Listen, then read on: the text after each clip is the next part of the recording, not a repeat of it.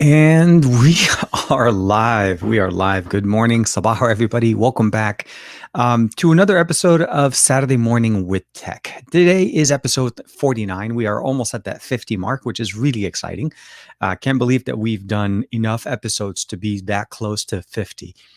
Back when I first started the actual live stream a long, long time ago, never once did I think I was going to be able to get to that level. So, I'm very, very excited that we'll be able to cross the 50 by the end of this year. So, hopefully next week. And it's still going to be before the holidays. And of course, Mehmet is in the comments. Good morning, Sabaho. And then, of course, good afternoon, good evening, and good night. Depending on where you are in the world. So depending on where you are, it's going to be a different time zone or a different thing going on. But today's episode is actually very nice. We are going to, today we're going to be talking about something that I did get the phone actually late last week, and I didn't get a chance to give a lot of inputs. And of course, I was able to put out a video for you guys early this week to share with you guys also some impressions of the brand new Poco M3. It's definitely one of Poco's definitely more budget-friendly devices. I mean, they're really trying to hit a really specific price point with this device.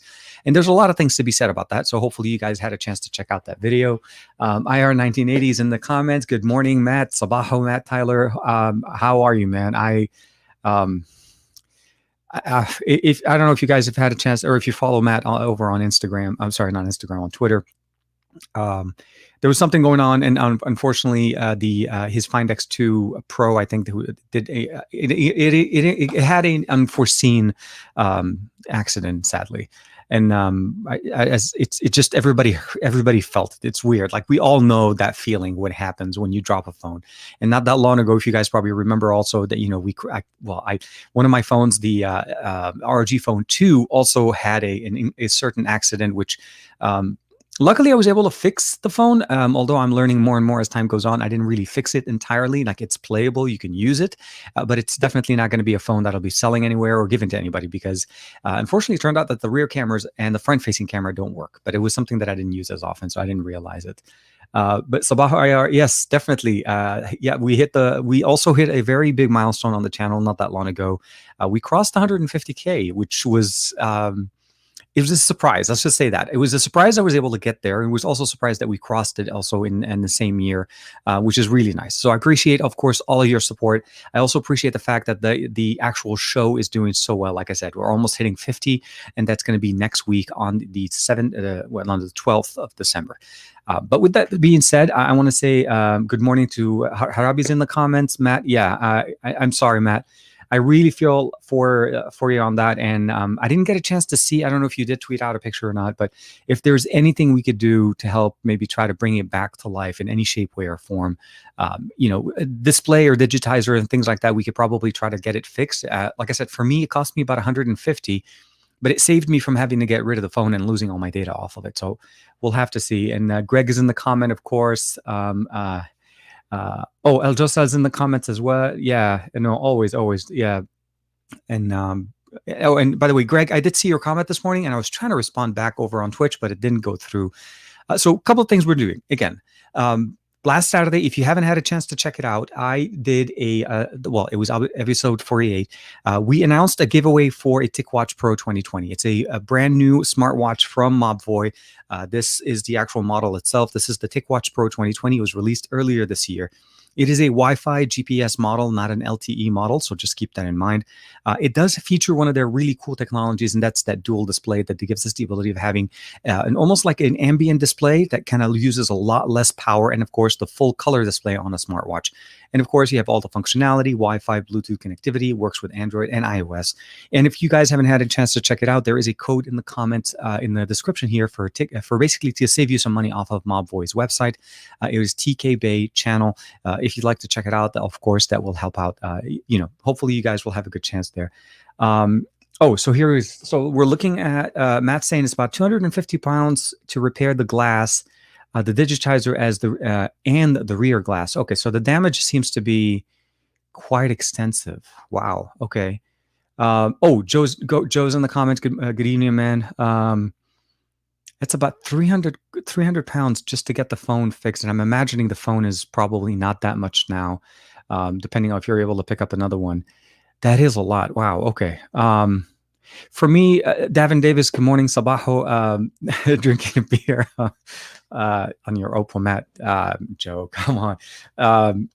It's That's a lot. That is a lot. So for me, when I looked at the repair functionality of that phone on the ROG Phone 2, I saw that I think about it. I thought $150 is reasonable. That's reasonable for me to pay. It was about $100 worth of actual hardware for the phone, like that screen and the digitizer. I picked it up off of eBay, and then, but I'm wondering though, Matt, are you that 300 pound fee? Is that including labor? So is that you taking it to Oppo and then Oppo shop will fix it for you and give it back? So you're literally getting something pristine as far as the work.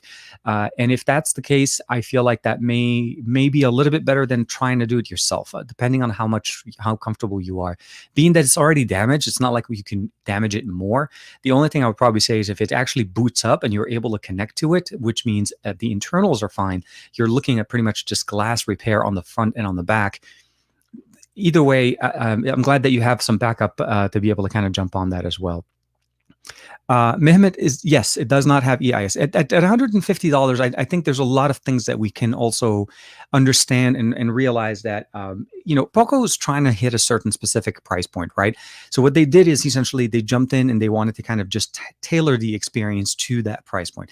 What can they give you from the lineup and the hardware available for them and still be able to actually make some money off of it, right? So to them, surprisingly enough, they're still technically going to have to make some money off of it. Now, it's not going to be a flagship killer. This is not going to be bringing in flagship specifications because we're also still talking about 4 gigs of RAM, which is a little bit limiting when you're running MIUI. Now, this is the Poco edition of the MIUI 12. It is 4 gigs of RAM. Now, expandable storage is definitely nice. The fact that we have a Snapdragon processor here is also really nice, although it's the Snapdragon 662, not exactly the most powerful one. So just again, keep in mind that if you're paying $150, you should expect $150 worth of experience. That's really what you're looking at. Don't look at it and I think just basically say, oh, well, it's $150. It doesn't really work. No, there's a lot of things to be said about this phone that works very well. One of which is the fact that it has a large battery, 6,000 milliampere with reverse charge. Now, that means you can actually charge other devices from it using the USB-C port on the bottom. So think of this as like a power bank with a phone that's strapped on top of it. And of course, to top it off, it looks really nice. The backing is actually plastic, and it looks really interesting because it actually it almost makes it look like it's leather. It's that thing that I want to say the Galaxy Note 4 did when they had that the backing on the back of the phone that looked like faux stitching of leather and so on. A lot of people kind of gave Samsung flack for it, but the reality is it feels really nice. And then, of course, we have a triple camera setup in the back, although really more so a one main camera. That's the 48 megapixel sensor. The front-facing camera is an 8 megapixel sensor. And, of course, we have an IR blaster, which is also something very unique. And a headphone jack. Again, weirdly enough, very much an interesting device. That's right. I forgot about that one. Yours is the ceramic. You didn't have the leather backing or the fake leather that some people had. It fell from height onto a metal guardrail, fell and landed on the metal ramp, and destroyed the work completely. Oh man. Okay, so so there's a thing that, so maybe this is, I don't know, I'm not trying to say it's a silver lining or whichever it is. Whatever, there's something that is like this, a situation or an occasion or something like that happens. Although as tragic as losing that phone is, I would probably much rather have something that's replaceable to take that type of an energy out, to basically let it out and not have to anything basically that bad or any kind of negative thing go around you. So let me know if there's anything we could do, man. Seriously, I really hope we can definitely do something. And I'm really sorry, man. I really do feel for you, and I really feel bad, especially because I know you and I have talked about this phone for quite some time, and it is one of my favorite phones. The Find X2 Pro is one of my favorite phones of 2020, and you guys will hear more about that when I start doing the wrap-ups. Davin's jumping in with TK to Juan's channel. People buy $150 device and expect a $900 performance and complain it doesn't run well. No, I am totally with you. I am totally with you. This is why I definitely do agree with Juan. Is we need to start looking at categories of type of devices more so than just the dollars. At the end of the day, what you're looking for is a budget phone. When you think of a budget phone, this is what you should be expecting from the budget phone. No company will be in business if they were able to give you a 1200, a $1,400 phone, features, hardware, specifications for 150 and be in business, because it's first, hardware wise, it cannot be even done. But it's also the fact that you also have to understand the expectations that you're going in with it. I understand though that, and just to kind of echo Davin's comment, is, again, set your expectations to what you're paying, right? So if you're going in with a budget-friendly device, expect budget-friendly. And whatever you get on top of that, I feel like that's the icing on the cake there. So the fact that we have a large battery, that's something that I actually was surprised when I saw that, because when they said $150, in my mind, the processor was actually pretty much dead on center. I mean, a 6 series and not exactly very powerful, no 5G, no surprises there. The fact that we have 4 gigs of RAM, again, no surprise there. It was nice to see that they came out with MIUI 12 as opposed to 11, which is also good. Now it's still not running Android 10.0, Android 11 MIUI 12. It's running Android 10, but again, it's the latest version that's currently available, and the new version is barely coming out to, I want to say, the Mi 10 Pro, if I'm not mistaken already. Those are the ones that are going to be getting it first. So those things I was expecting. It's when we jumped into the 6,000 milliampere battery, not a 4,000, not a 5,000, a 6,000. The fact that we have a large 6.5-inch display, really nice. Stereo speakers, really nice. Those are things that we like. Headphone jack, again, really nice. Now, it did kind of lose a little bit on the performance. They did push out an update, which made it a little bit better, but I still feel like fluidity-wise, it would have benefited basically maybe having 6 gigs of RAM. But again, the price point is what you have to kind of confine yourself into and appreciate where you are. So the short answer is, did they nail what they were trying to do? Absolutely. The M3 offers exactly what the M3 is trying to give you, and then some. I feel like you get more, and that's what we should expect from Poco. It's always basically getting more for the price that you're getting. Be it from the X3 NFC or even with the M3. Those are the devices that you always look at, and you always want to get a great bang for the buck. So really happy with that. I'm really happy with what they're offering. And gaming on it is actually pretty decent if you're doing it on Wi-Fi. In the US, I was able to get LTE, decent speeds, depending on where I was. But again, it's an international model, so you should be able to run it. And the pricing of $150 is available through AliExpress. So if you're looking to pick one up, you're not going to be disappointed. Let me just double check here. I'm getting, as I always do, I get emails. I don't know why. AliExpress, James, yeah. I cannot afford to repair it, so it's a Redmi Note 9 for now, which is okay for my usage. Here. James, right now it's pretty much available only on AliExpress. According to their post, it was supposed to be available from other retailers, but as far as I remember correctly, it was still listed only on there.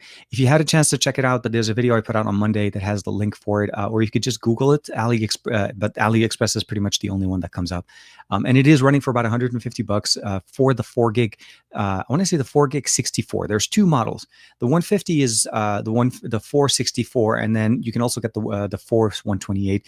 And the only thing I would probably say is this: if you have extra memory cards available around, you're not using them, probably just save yourself the $20 and use the one that comes on with the 64 gigs, because you can add the expandable storage there, so there's no issues there. But yeah, as Matt was saying, it's AliExpress, James. That's pretty much the only place available right now. Mehmet is asking a question here for which one would you pick? Would you pick the iPhone 12 or the 12 Pro? For me, the 12 and the 12 Pro have a lot of things in common, and I appreciate what the Pro is offering us. I don't feel like the Pro really is. If I had to choose between the two and only those two, I would probably save myself some money and go with the 12. I feel like if you really want to get the Pro experience, the Pro Max is really what the Pro is in the lineup of 12 devices. Mostly because you get the bigger display and you get obviously the better optics. But as far as the cameras between the two, with the addition of the one sensor, I think that is good if you're looking for that. Otherwise, I feel like the experience wouldn't be that much different between the two, especially since we're not really talking massive leaps in comparisons to what you're getting there. Greg, dude, I feel like we're all in the same boat, and we're trying to help as much as we can. But it's one of those things that you want to keep in mind. It's weird. The other thing I was going to do also is I wanted to kind of run the giveaway, selecting the giveaway today from the actual from the actual comments from the last video. James, yes, it is a dual SIM and micro SD, so you can have the dual SIMs and the actual and the SD card in at the same time. And it also has an IR blaster, so it has a lot of little, like I said, little features that kind of make it worth the 150.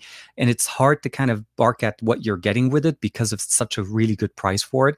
Stereo speakers are here, USB-C. We're not talking micro. I mean, obviously there's no more microphones, but when I'm micro USB cable phones, I felt like the use of micro USB connectors on budget phones, it lasted way too long, way longer than it needed to stay. So let's just say that USB-C all the way. Headphone jack, stereo speakers, 6,000 milliampere, 6.5-inch display. Now it is an IPS panel, not an OLED panel, so keep that in mind. And the cameras on this, in good lighting, I would probably say they're decent. They're not going to blow anybody's mind. They're not going to be those cameras where like, oh my god, this thing is amazing. It's a decent camera, single lens camera in the back. The two other sensors are okay. They're 2 megapixel sensors for more like depth and macro. But the reality is it's just a primary 48 on the back and an 8 in the front.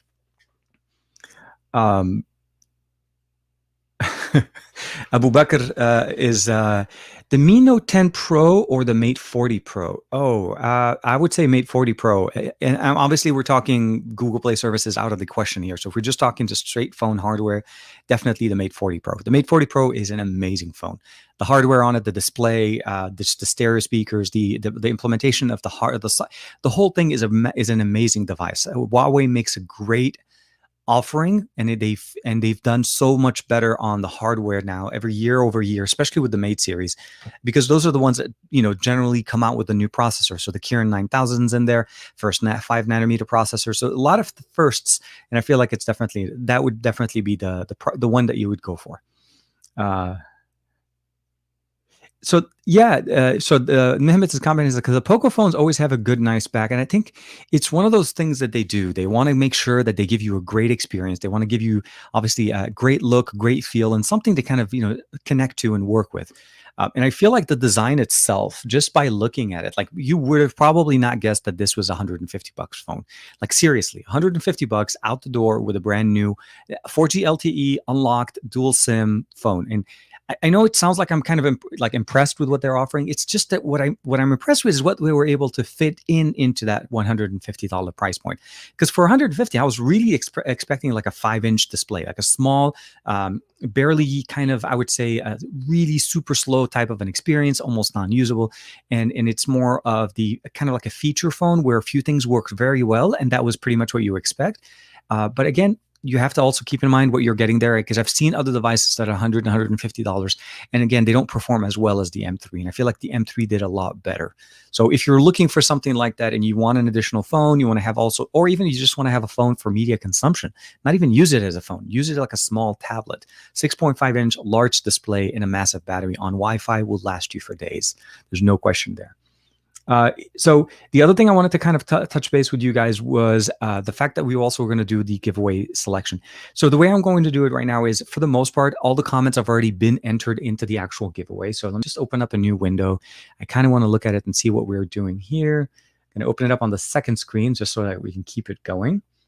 And like I said, so the goal essentially is I'm just going to run an auto-generating selection from the comments. The reason why I asked everybody to leave a comment is because I have this tool that's part of TubeBuddy that allows me to actually pick a winner or pick a comment for a winner out of the actual comments on that video. So the only thing I would probably say is that we're going to just basically do it I'm going to do it in a little bit, but I wanted to double check and make sure that there's no more comments coming in, because we want to make sure that we're not kind of, giving somebody an opportunity. It's totally random. There's not going to be a question of me trying to figure out what it is. And then let me just go here on the live. Oh, speaking of which, I also pushed out a video a couple of days ago on the Xperia 5 Mark II. If you guys haven't been looking into it, whatever, as of yesterday, the 4th of December, sorry, I wanted to double check.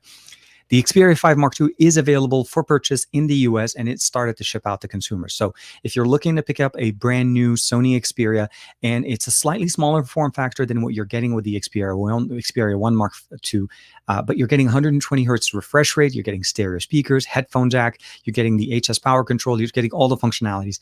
I did a video, obviously this was during the time I had the early release version, of the first 10 things you should do to actually get the phone to work the best possible for you.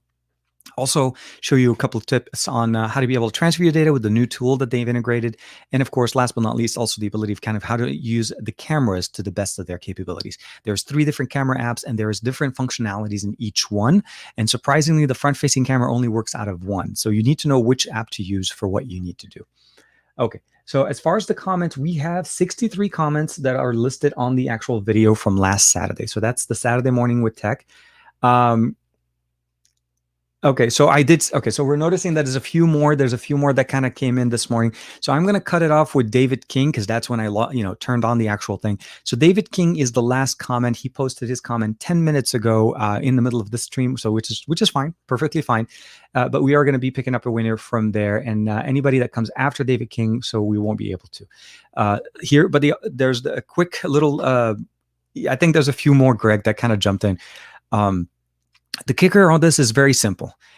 Once a person is selected, I am going to respond back to your comment on YouTube, and you have basically 24 hours to get back to me and connect with me so that we can actually exchange information. So I need your information, obviously, to send this over to Mobvoi, and then they will be shipping out the watch directly to you.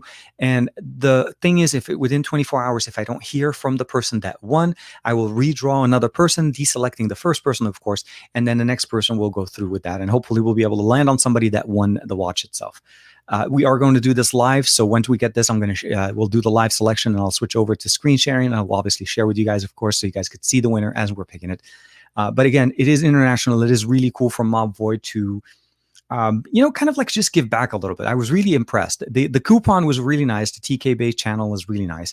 But the ability of actually giving back, and I'm really happy that they agreed to do it also internationally, because as you know, we're an international, community here. Right? Every Saturday we hang out, but I'm talking to you guys from, Southern California. We have Joe and Matt, they're in the UK. We have Mehmet in Turkey, if I'm remembering correctly. Greg is also in the US. Davin Davis in there, of course. And of course we have Abu Bakr. I'm not sure where you're from, Abu Bakr, but, we have some also from the Arabic, Arab Middle East section. And I know there's a lot of times we also have a lot of our viewers are from India, from Malaysia, from Indonesia. And of course, depending where you are, it's always going to be amazing. But I always want to give back to everybody, not just a specific market. Although I do appreciate any giveaway. I just, again, very happy that they did. And Davin Davis, of course. Good luck to all who connect. Yeah, no, definitely. And we have another Southern California one. Definitely. Oh, of course. Yes. I didn't realize we had more than one. It is. No, and Greg's always totally, you're right. I mean, it is a really big, it's hard for me to explain it, but it truly is the way we interact, the way we talk is the drive that makes me wake up on Saturday morning and start working about putting together the live stream. As you realize, a lot of people put their live streams, like Sam and Matt, they do a great one on Sunday in the afternoon. So for Matt, it's like end of the weekend. He's hanging out with Sam. They're kicking it. They're just having a nice little end of the week. And of course, Juan Carlos does it on Monday mornings. I really, really love his show. And I did connect with Juan, and I do need to reconnect with him again. We kind of set the date and we didn't get a chance to talk. I want to talk to him a little bit more about that live stream. But short answer, we are going to talk about, we are going to go ahead and make the selection. And again, 24 hours, you have 24 hours to answer. And if you don't get back to me within 24 hours, I do apologize. I will actually have to basically disqualify, meaning I'll remove my comment from your response and I'll move on to the next selected winner. If you get back to me any later than that, it is what it is. Those are that's the reason why I wanted you guys to come back to kind of check out the live stream today. But with that being said, let's not dwell on it too long. Let's do this. Let's go ahead and do the selection. Let me go ahead and just open up my screen sharing. Why not? I don't want to drag it for too long. And we're here. So here's screen share. Let me just make sure there's no sensitive stuff here. And here we are. Okay. And let me do this here. Okay, so we are in my screen, and you guys could see here. Those are the all the other live streams that we've done in the past. So this was the one that we did last Saturday. As I mentioned, we have 63, and let me just double check. I'll refresh. It should still be 63 views. Sorry, 63 comments. I'll give it a second to go through. Nope, 64. So somebody just left another comment. It is what it is. We're going to cut it off after this either way. Let me just do this here real quick. Let me just say comment. And 4 minutes ago. Okay. Let me just double check and make sure there is none that are held for review. Okay. So there is none because I had to remove a few of those bots that we normally get, if you guys remember. So let's go ahead and go back here. We're going to go back to the main screen. And this is one of the cool things of TubeBuddy that it allows me that I really, really like about it. It's the ability of actually clicking this little option that says pick a winner. It's really, really cool. It gets to pick a winner, one person out of everybody that's in the comments. And I got to really stop all my notifications. And then let's go ahead and pick a winner. So, okay. What do you mean it doesn't contain any comments? Let's do this. I think I did it on the wrong one. So here, pick a winner. Yeah, okay. I was like, dude, I had comments. What are you talking about? Okay, so drum roll, please. If anybody can do a virtual drum roll for us, let's go ahead and pick a winner, picking a winner. And it looks like the winner is Rupak Chanda. And he actually did comment on this, and he is one of the, actually, I'm not sure which one. So here it is. And then, of course, so you guys could definitely see it right there. So Rupak Chanda is the winner. So let me go ahead and do this on my end. I will go ahead and comment on his response. And congratulations, Rupak. Hopefully you are watching, and hopefully you are able to actually jump in and actually leave a comment and get to my comment. So let me just go ahead and do that here. We'll disconnect the sharing. So you guys have it there. It is documented. It is part of the video. The winner is Rupak Chandra. And definitely, yeah, congrats. Thanks, man. Appreciate it. Always. See, yeah. But this is the thing, guys, exactly. Congrats, Rupak. And again, we have about 24 hours from now. So it is roughly noonish. So it's 11:30. We'll call it 12. So 12 o'clock tomorrow, I'll definitely give it a chance, and we'll see what we could do. So let me go ahead. I'll as I'm doing this here real quick, let me see if... definitely, Dan. Appreciate it. Yeah. And Rupak, I hope you enjoy it. It's a great, great watch. His comment was actually very nice. The TicWatch Pro seems to be most complete smartwatch based on Android Wear. It has the Google Assistant, of course. It has a big battery, and specifically with the dual screen, it'll provide great battery backup. It has a heart rate monitor, continuous sleep tracking, and functionality. Oh man, dude, he definitely did his homework on the watch. So there's no question there.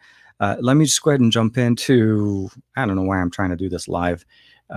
Actually, I can do it right now. So as we're doing this, so that's what's going to go on with the watch itself. So I'm going to go ahead and just try to make sure to give him a comment right now, because I don't want to skip too long. So here, let me just do this, jump in. It's running a little bit slow because of the live stream.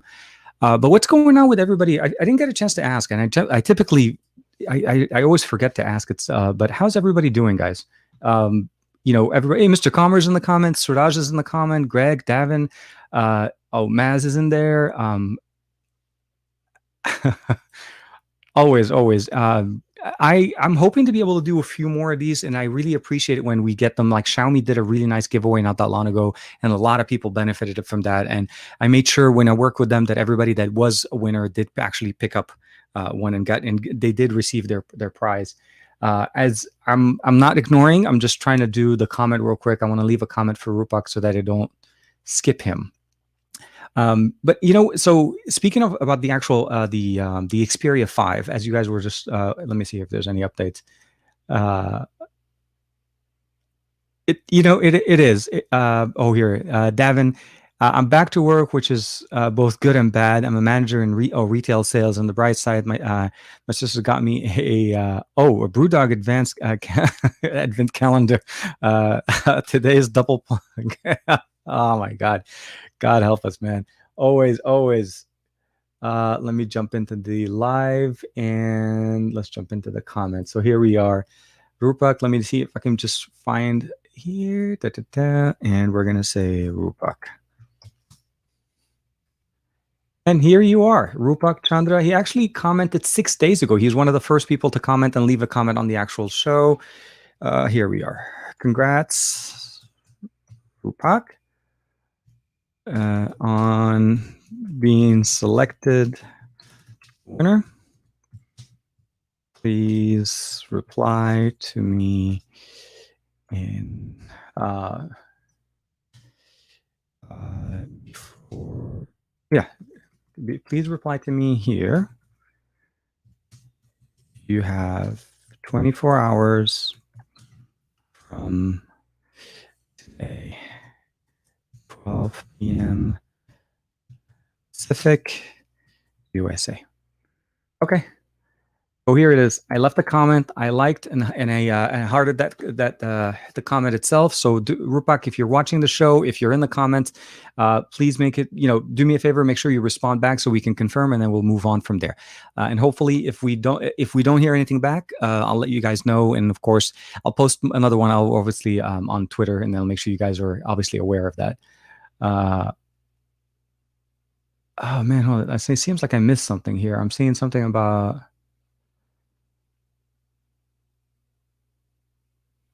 Mehmet, sorry. That was the giveaway for the watch, the TicWatch Pro 2020. This was the one we talked about, and we were mentioning last week, and this week's in the comments. So it was one of those. It was a giveaway that we did last week where you had to leave a comment, and with the comment we selected a winner, and Rupak was the winner for this time. Davin is of course always jumping in with a super chat. I always appreciate that, man. Thank you very much. What are your thoughts on the right to repair? I know some OEMs, Apple, are making it harder for people to do these. It's crazy with the right. So I believe that we should have the right to repair. First and foremost, I want to say thank you for the super chat. I always appreciate it. But as far as the right to repair, this is something that I think inherently we should be allowed to.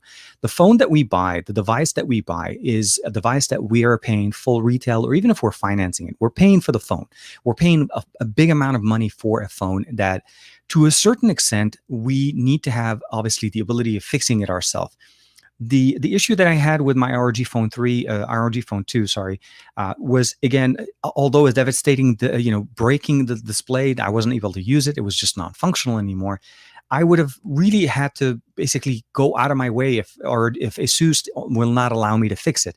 Apple has been doing this for quite some time, and they're trying to do it where they're not allowing people, even by serializing specific pieces of hardware to hardware, meaning if a phone's screen breaks and you went ahead and bought a used phone that had a good screen, but the rest of the phone is broken, and you got the part, and it's a genuine Apple phone, an Apple part, so you're taking it from an old phone, putting it into yours, and it will not work. This type of tactic is really not. It's not conducive to a market, to growth, for e-waste purposes, for the fact that it's not allowing people to recycle their hardware.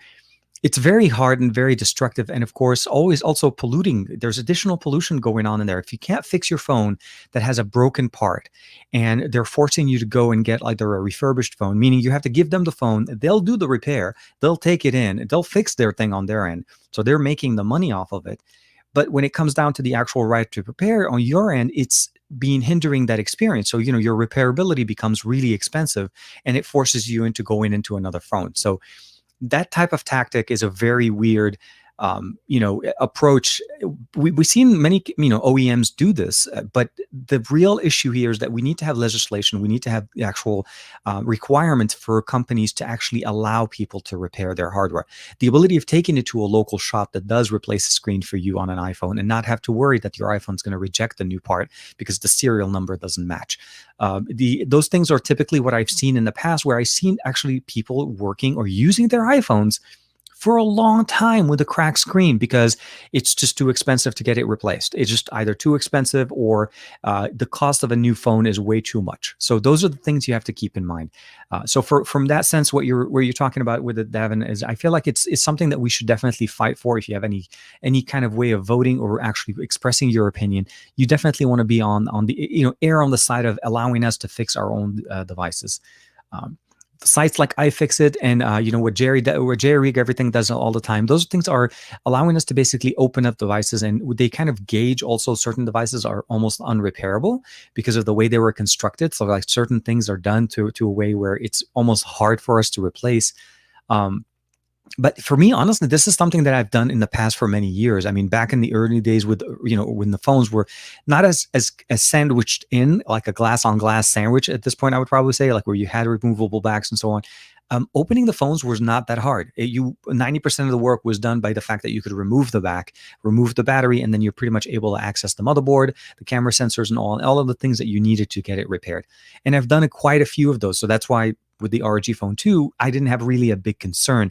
It was more so setting up the time and the space and making sure I was in a dust-free environment so that I was able to do the work. That's 90% of what it is. I like to take my time when I'm doing the work.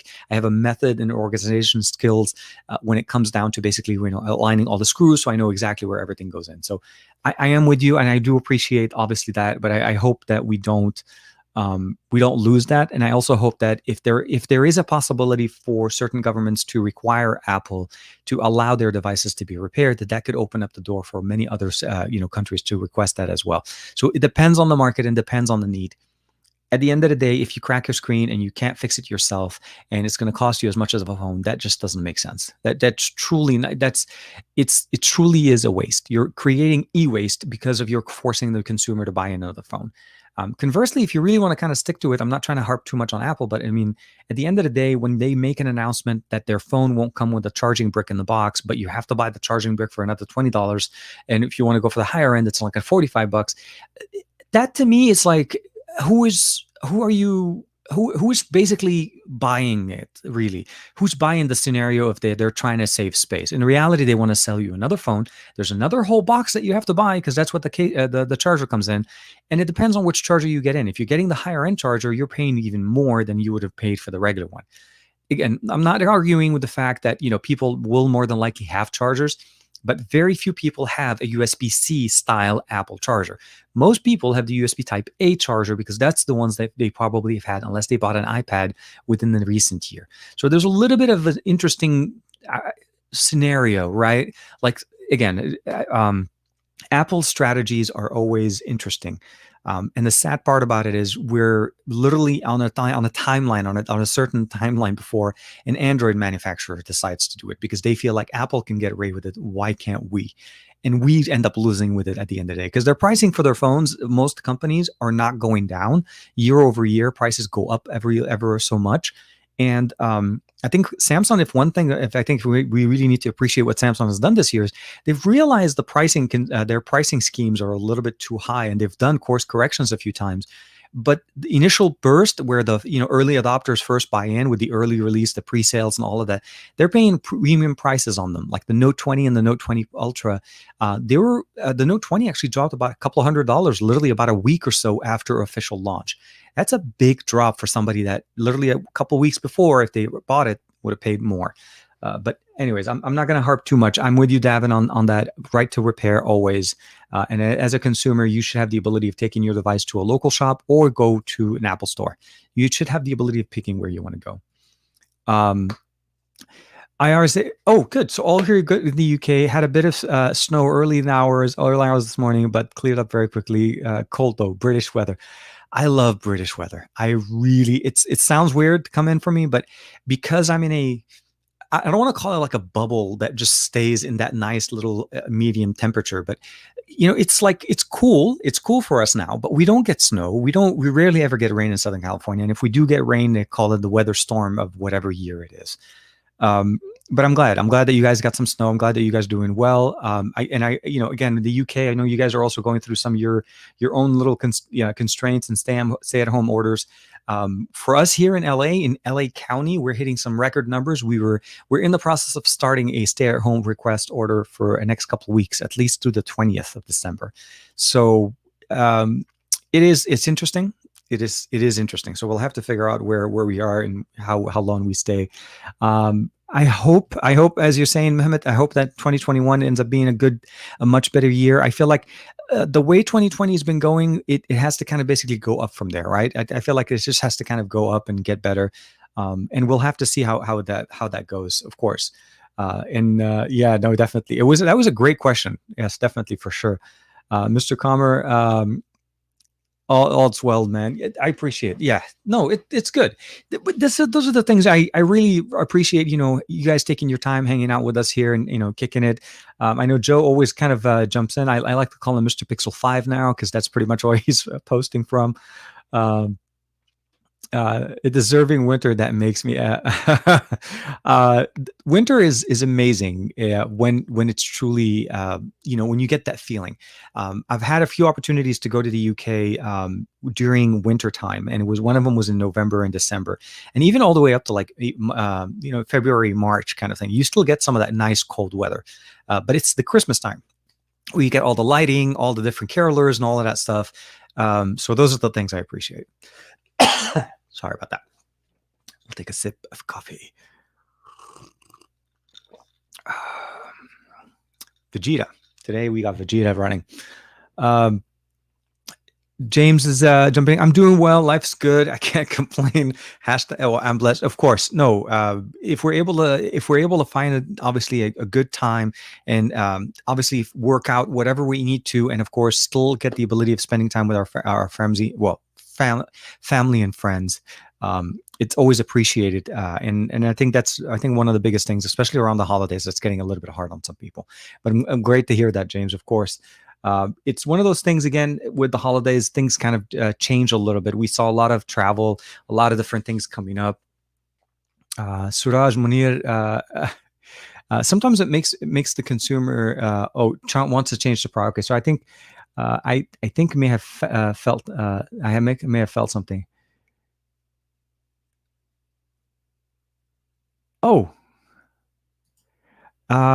yeah, I'm just about over being sorry. Yes, I didn't see that. So I saw Maz's comment back to you, but I couldn't find your comment. I'm not sure if it didn't show up right, but I'm sorry, man. I didn't realize you weren't feeling well. We talk on and off, but we didn't really get a chance to connect on that. So I hope you feel better, and I hope everything is coming back and you're doing well. Um, do the 5. I'm not sure what that is. Davin is jumping back with it won't get super technically here, but I'm just like my other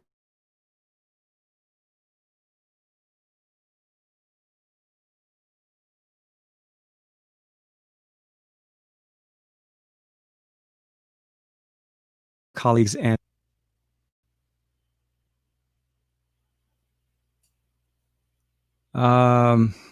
let me see. I have to say, okay, sorry, we're back. So good. I think removable batteries are definitely very nice. They're always nice to see the removable batteries. Actually, there's no more, right? I think like the reality is the fact. I think even with like expandable options, there's none. There's none. Not even in 2020, not one phone came out with a removable battery, even a budget phone or even a budget-friendly version of a phone. And I think one thing I appreciate is what Zero Lemon does as far as a company, because they provide cases with external batteries. So if you ever have a phone that they have a case for it that is being supported, obviously, and the battery on your phone starting to fail or something like that, having an external battery that can consistently power your phone, it always helps. But sadly, no replaceable. You can't fix it, and unless you want to get yourself into the actual phone and open it up and compromise if there's any water seal, coverage or anything like that, you can always definitely see it there. But yeah, no, I didn't see your comment, Greg. I don't really think I didn't ignore it. I just didn't see it. I hope that makes sense. Davin is yeah, no. As far as I think Apple, so Davin is jumping back in with appreciate your thoughts on the right to repair. I think Apple has really clamped down on from the start of the iPhone X onward. So that's a couple of generations or so now. My iPhone 8 needs a new battery, and if I swap it, I couldn't sell it anymore afterwards. And that's the thing. That's true. So there's a few things to keep in mind when we do repair. So regardless of the right of repair or not there. you want to keep in mind that if you do end up opening up your phone, you need to basically obviously disclose that as if you're selling the phone again. But there generally is not going to be a seamless or an easy way for you to basically repair it when bring back the original IP rating and everything kind of go back to the way it was before.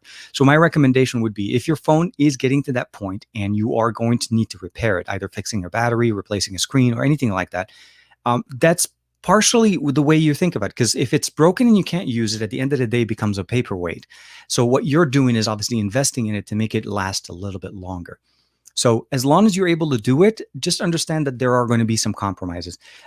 Even repair shops that do end up doing the repairs for you do not guarantee that the device will get back into its IP rating. So if you have any dust or water resistance, those are the things that you want to make sure to keep in mind there. So it's not an intentional thing. It's just that the original cleanliness and manufacturing process that the phone went through to get that certification set on it is compromised whenever we open it, because we're just not going to be able to have the same type of tools, but we should still be able to do it. That's a big thing for us. We always should be able to do it. Joe saying, I sold my wife's old iPhone 8 for about 440 pounds. Not sure if I got a good for my money, but it's all good. I think the reality of the matter is the iPhone 8 is roughly kind of if you think about it, the size of what the iPhone, I think, was it the SE 2020 for as far as the performance. I meant usability, not the actual processor. The processor obviously is much newer. I think it's a decent price. I think iPhones tend to, keep their pricing, or they keep their value quite well, but it's something to keep in mind at the end of the day. When you're upgrading or if you're selling your phone, it's better to sell it as opposed to have it just collect dust. Like for me, every once in a while, you guys will see me posting some phones that I'm selling, and it's because I don't have a way of basically keeping. There's no point. If I keep it too long, it becomes a kind of like a collector's item. It sits on the wall and it never gets used. So I have a few phones sitting in there, like the Nexus One. To me, that's a collector item. I don't think I'm going to be selling that anymore. It doesn't work as a phone. I can't even log in with my Google account to it, but it works as far as it boots up. I can see it. I can see the camera. There's no video option. There's a whole bunch of things back when we first started.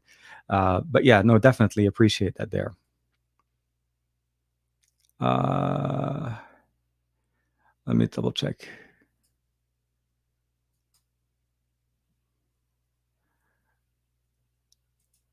I like it. Hashtag. So we got to give you something, right? Hashtag Mr. Yeah. So Mr. Pixel 5 from now on, I think if you guys can see that right there, hashtag Mr. And that beard that Joe's going with it, man. I saw that on the live stream a couple weeks ago. That was fun. Greg's jumping back. Yeah, no, dude. It always is fun hanging out. And like I said, I saw your comment this morning in the chat over on Twitch. I don't tend to use Twitch for chat. Twitch for me mostly is literally a couple of things. I watch my trance. I listen to a lot of music and I post my video on it every week. But for the most part, if you guys are following me or checking out things on Twitch for me, it's mostly consuming media. So I watch Juan, I watch Matt and Sam on Sundays, and Greg and I are also connected there. And of course, I play Warzones all the time. I can't wait for the new season to kick in. More coffee. You know what? I brew this every morning right before the show, so it's a fresh brew sitting. Just iced it right away. IR 1980. Do you think that the Snapdragon 888? Okay, so actually that's a good thing. It's a good thing to actually get a chance to talk. Will be cheaper for OEMs due to the integrated modem. If that's the case, will OEMs pass on the savings, or does it look basically? Okay, does it put a better tech in the phone and keep the same pricing point? So there's no question that the Snapdragon 888 is going to be definitely a more powerful performer. The performance improvement on the CPU, the GPU, the ISP, and the modem are all definitely updates from what we saw last year. I think the biggest change from last year to this year, even though it may not really get a lot of traction, is the triple ISP option that we have now, as opposed to the dual ISP that we've seen in the past. So the performance on the camera has the benefit. A lot of the things that we saw from Qualcomm and from what Qualcomm announced this week, that during this tech summit, is the improvements that they've done over years. The way it ends up translating into when it goes to OEMs and how they deal with it, it's really more of an a la carte kind of a situation. Yes, the modem is integrated, so they've gone back to integrating. It's no longer a separate independent modem where you're able to change it. They also kind of did something interesting, right? They didn't really announce any of the 7 series this year. All the announcements that we saw was literally around the 888, the 888 CPU, the successor, the 865. I didn't hear anybody talk about why they didn't go to the 875. They went with the 888, other than obviously the 8 number being more of a lucky number in the Asian community. So to me, it was more. I felt like the power and the improvements that we've seen here should translate to a better, obviously, user experience, more potential of what users can do. The way, at the end of the day, what we've seen in the past is it literally is whatever OEM decides to select and use, they get to implement. Which means even if we have a triple ISP, even if we have a better, more powerful processor, and we have better integrated with the new Adreno GPU, and of course all the other the X60 modem now as opposed to the X50 modem, so you get some improvements there for speeds. It truly and true worldwide 5G compatibility with sub-6 and millimeter wave and low band, mid band sub-6 as well as millimeter wave on the X60. This is a big announcement there. Having one modem compatible with all of the different bands is a big thing. Is it going to be actually available that way? That ends up becoming something that the OEMs have to factor. So the perfect example, and not that I'm trying to pick on in that specifically, but the X55 modem, or sorry, these 865 had a 5G connectivity. So anybody that used the 865, for the most part, activated a 5G connection. Samsung, T-Mobile, Samsung, Apple, well, not Apple, sorry, Samsung, other device carriers, Red Magic, and all of those, they all put in the 5G. 5G was dead center in there. In the US, Sony, although releasing it with the 865, did end up not turning on the 5G connectivity due to the compatibility with the different carriers in the US. So the Xperia 5 and the Xperia 5 Mark II and then the Xperia 1 Mark II both don't show 5G in the US. You would get 5G in Europe. So those things are different. These are tailored experiences, and the OEM will always basically pick and choose what they want to do. Does it mean we're going to see lower pricing? The big guys are more than likely going to keep their pricing the way they are. I don't see Samsung. I don't see, basically Samsung for the most part, I think pretty much set their pricing. They're kind of like the Apple of the Android side. They're pretty much just more on a cruise. And if Apple goes up a little bit, they'll match it a little bit. They're not really trying to rock the boat too much on the price, but they are going to be consistently going up. I don't see them going down. We have not seen a sub $1,000 phone from Samsung at launch. If it ends up being under it for some time, and like I said, the Note 20 was a perfect example. It sold for $999, like $1,000, and it dropped by $200 a week or so after launch. But for me, it's more about it can translate into savings.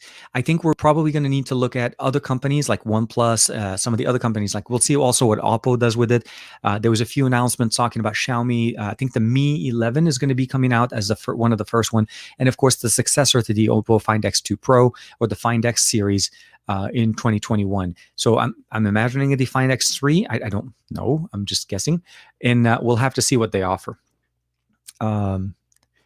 Mehmet is jumping back and saying, is that what's important is fast charging or big battery? I think it's a combination of the two, but there's also a third component that I think we also need to keep in mind is the software we're running on our phones. What I mean by that is, let me see if I have it. Oh, here it is. Okay. So the perfect example, since we were just talking about the Find X2. So the Find X2 has a large capacity battery. It has a 65-watt charger. It's not the fastest that Oppo offers, but again, fastest that we can get on this device. The biggest benefit here is the fact that we have a dual side battery. We don't have one large battery. So they're using dual battery technology. They're also charging them in a way where it actually gives you a boost in performance. But with ColorOS 11, which is what I was trying to refer to as that third part, it's not just the charging tech, it's not just the battery, but it's also the software that manages that technology. The new one with Battery Guard in ColorOS 11 enables the phone to actually charge only up to 80% with the faster charging, but then it keeps it at 80 throughout the night till it learns when you usually wake up. It's like when is that first time you take off the phone off the table and you unlock it and start using it. And it basically times it so that you can charge the phone up to 100% overnight without necessarily having it sit on the charger always at 100%, which will damage your phone, the battery on the phone. So when it comes down to, is it better to have faster charging or larger battery? You want to have a large battery to last you longer, but you also want to have faster charging that keeps in mind using software technology to optimize the performance so that you do not damage it. So HS Power Control is a perfect example. I think Sony has it, or charging at a 21 watt charger, 21 watt speed charging, but they only provide an 18-watt charger in the box.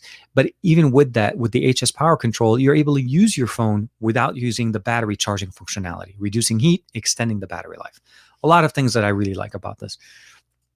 The PinePhone 64. I haven't heard of that one, Greg. Is that I'm assuming it's a Xiaomi, is it? Or I'm not sure. If you can maybe let us know which one that is. The Fairphone 3, I remember that one, has a removable battery. You're right. Yes, you're right. Fairphone is one of those it's a very, I didn't remember it because it really didn't make that big of a, I guess I want to say it didn't make a big of a splash in my realm of devices, I guess. But it is one of those ones, definitely. Yes, I forget about them. Fast charging kills the battery. So the fast charging is generating a lot of heat around the battery and an extended amount of boost performance over time. So if you've seen any of the fast charging videos that I've done in the past, I always like to include the temperatures. A lot of people will do fast charging. Oh yeah, this phone can go 0 to 100 and blah, blah, blah. All things are perfectly fine, but you also want to see what are the temperatures this phone is generating, which means is, let's say your phone is running low. You're at a 10% situation, right? And you're about to start in a match of PUBG with your friends. So you're like, okay, great. I'm going to plug the phone in. I'm going to plug the cable and I'm just going to keep playing. So not only are you using it at the full potential, you're charging it and you're generating a mass amount of heat.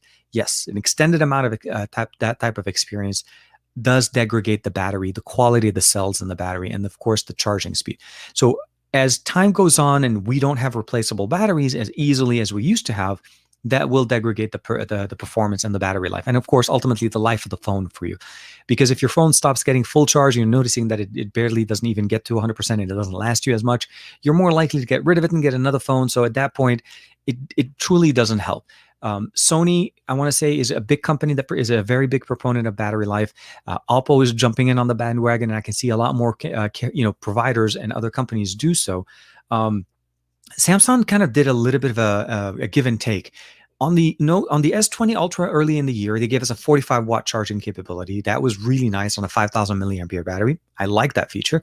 And then when we came back down at the Note 20 Ultra, which again is supposed to show all the best, we have a 25 watt charger with a 4,500 milliampere battery. So they kind of moved back down. I'm not sure if they had any issues with the batteries. I don't know if there was any problems, but there is fast tech.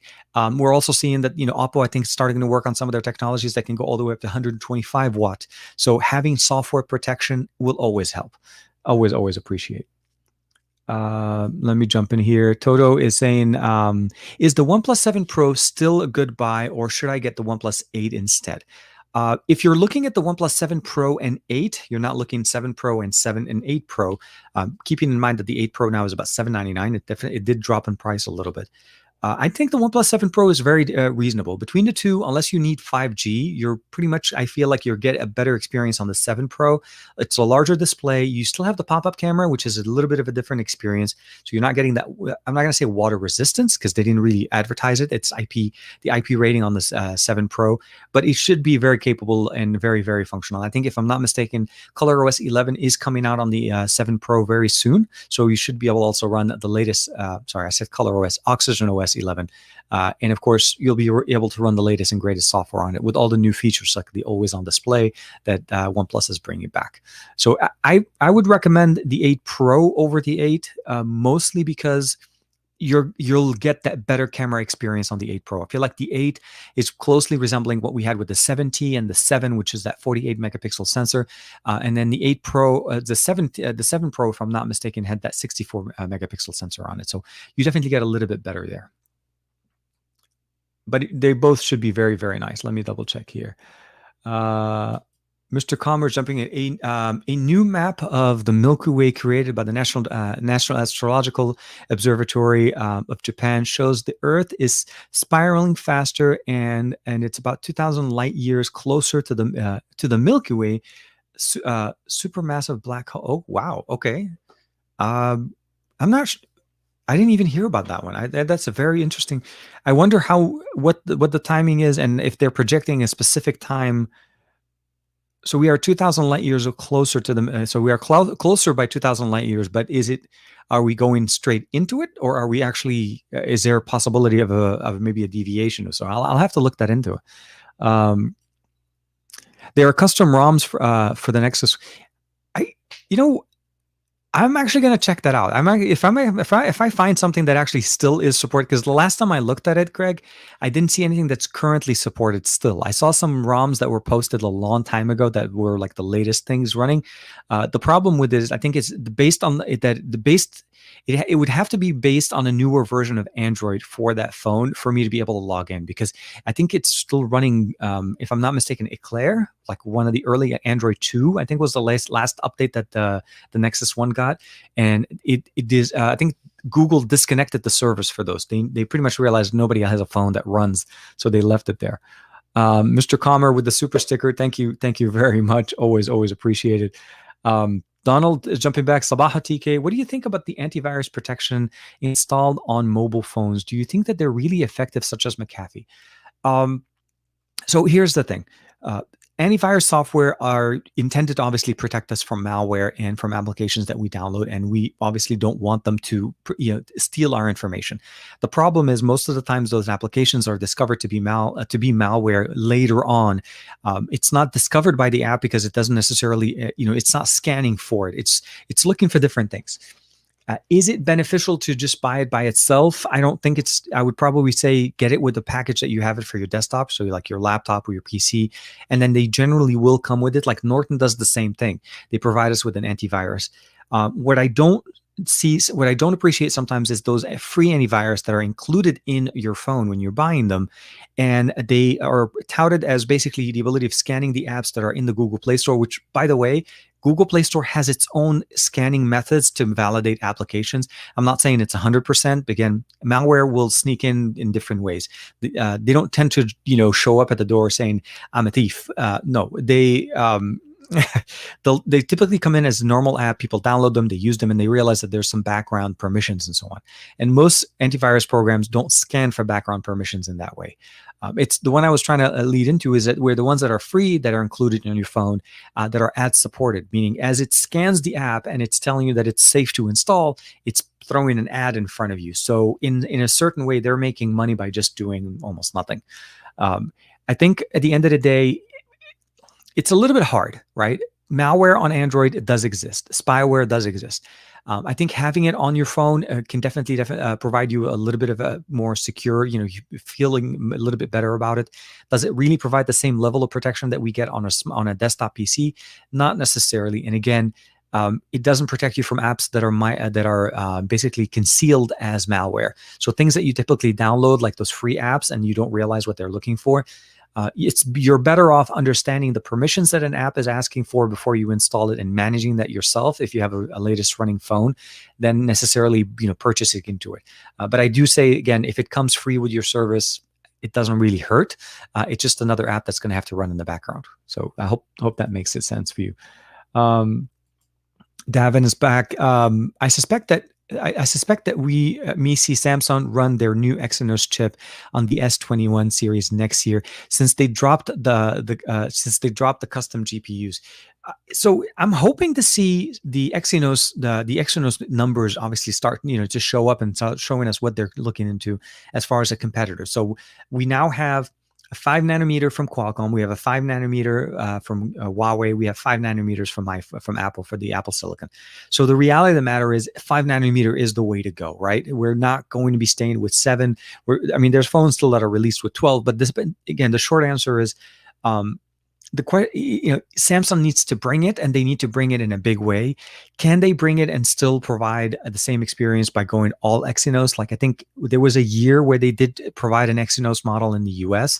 It was a Note, I want to say. So it's still yet to be seen. And if they do decide to go with an all Exynos without doing their due diligence and making sure everything is working fine, they could hurt their market, because people will switch if they're having problems with phones like that. Things like that, especially in 2020, you notice a lot of people use maybe, they carried their phones longer, they relied on them more, and the Note 20 Ultra and the Note 20 did have a little bit of backlash against it because they stuck with the Exynos 990, where they could have jumped over to the Snapdragon, especially with the Ultra model. So it depends on what you're looking for, but I would say at the end of the day, we'll have to see. We're hearing a lot of rumors that the S21 will come out in January. Reality, we typically see them in February, so January is not that far, but rumor mill will always run. We'll have to see what they offer, but I'm hoping that we'll see something comparable as far as performance. Vazikos is saying, I'm a little bit disappointed that Qualcomm still won't support an AV1 decoding for another year.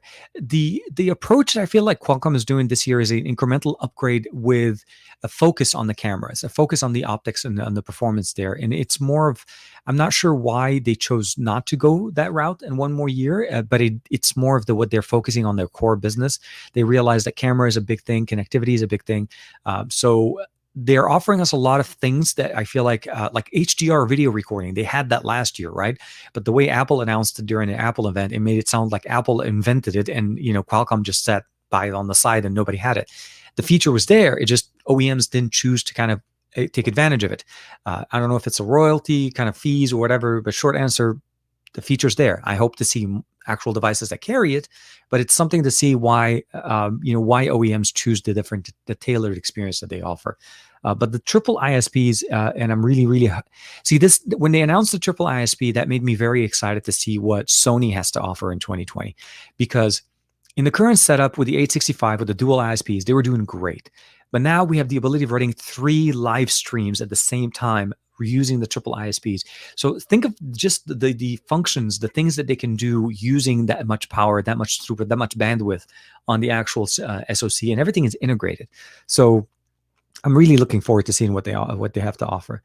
Oh, sorry, I'm just stopping here real quick, Mohammed. Yeah. So it depends on the time of day, Mehmet. Right now, early in the morning, I typically drink my coffee cold. You're right. I do prefer it a little bit cold because it's easier to drink. In the past, when I would drink coffee or tea, I tend to let it get to almost room temperature. I don't prefer it to be hot. Although I do understand that it's different when it's warmer, the temperature, the sensation, the aroma of the beans, or even with the leaves when you're drinking tea.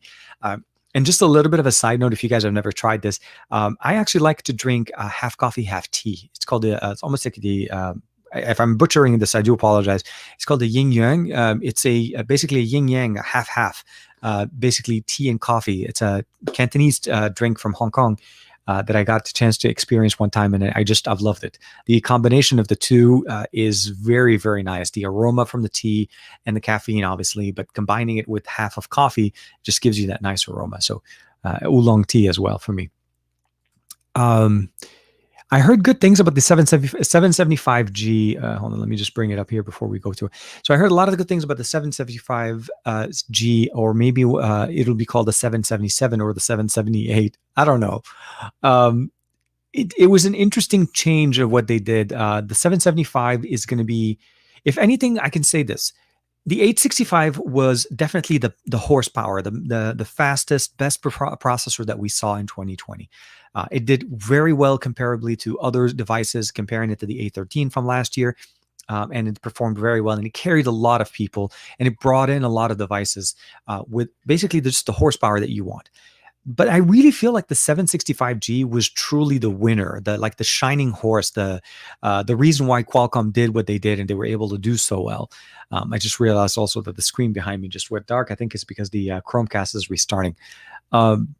The experience with the 765 is definitely very nice. It gave you that power, performance, power consumption, power savings, and of course the overall experience that you'd want out of a smartphone without having to go very expensive.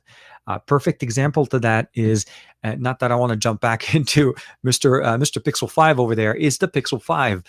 Not only just the Pixel 5, but also the Pixel 4a 5G. It's a perfect design. That phone is $400 and you're getting a 765G. You're getting great performance, triple cameras, 2 on the back, 1 on the front. There's a lot of things to be said. I don't know what Qualcomm is planning on with the new chipset. I feel we should have heard something at the same, at the event of talking about what the new chipset's going to be. I feel like the online presence or the online part of the Qualcomm Tech Summit this year changed things a little bit, which forced the experience to be a little bit more staggered. We may have another event from Qualcomm that may pop up. I mean, if you think about it, Apple had so many events this year. Samsung released their devices almost about an event on its own, since the cost of splitting the event is much less when it's all virtual. So we'll have to see how that goes. But yeah. Oh, hold on. Okay, so the 765G was a huge success this year for Mr. Pixel 5. Mr. Pixel 5. I like it. I like it a lot. Matt's back and say it, and I'm back. The Redmi crashed, had to reset it.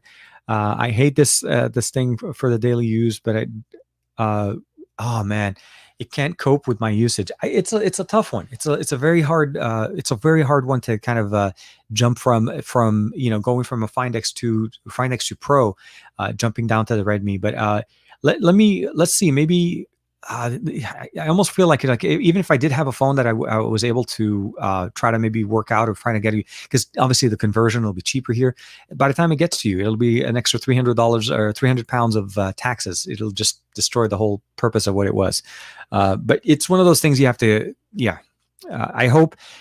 Actually, Matt, if you're open to custom ROMing it, I'm pretty sure Greg can recommend a few things. But there may be better ways to actually getting a better life out of that phone with a custom ROM as opposed to running it with stock if you're having problems with the software. So that may also be an issue there. That's why we must stay away from carrier locked phone if possible. There's also talks about trying to put legislation to to not allow phones to be locked to carriers. Carrier phones are an interesting experience. I say that because, in theory, you think that this is the exact same phone if you had bought it unlocked from the company, right? So like a Samsung phone or Sony or Motorola, whichever. It ends up being basically a carrier version of a phone. Carrier phones have software installed from the carriers on these phones on top of what the original OEM initially installed. So when you think of a carrier phone, a T-Mobile version of a phone, or a Verizon phone, or an AT&T phone, there are software or certain things in there installed specifically. One thing I like about Pixel that does a little bit different, it's an unlocked phone that tailors itself to the carrier that you're using. And what I mean by that is if I pick out a SIM card, let's say I put an AT&T SIM card into this and I start running it as an AT&T phone, it downloads the My AT&T app and of course downloads the APN connections, but it doesn't download all the extra bloatware that typically comes with an AT&T phone. I'm not trying to harp on AT&T phones, but I'm just saying is OEM phones tend to come with these little deals. They make a little bit of a kickback by advertisement or something like that by including those apps like Facebook, whatever little games that they insert in there and so on. Unlocked phones will always be better. Unlocked phones tend to get a little bit a different experience because you're going directly with the manufacturer. So meaning when Samsung releases the update for an S20 or a Note 20 or whichever, it goes exactly the way they updated it into the phone. So it goes from, source to the OEM, and then it comes to you. When you add a company, like a phone company, then it goes to the phone company. They need to install their software, make sure their software works on top of it, and then push that, which could delay things a little bit longer. Samsung actually has done a good job with, I think, giving access to the OEMs early so that they can get the software.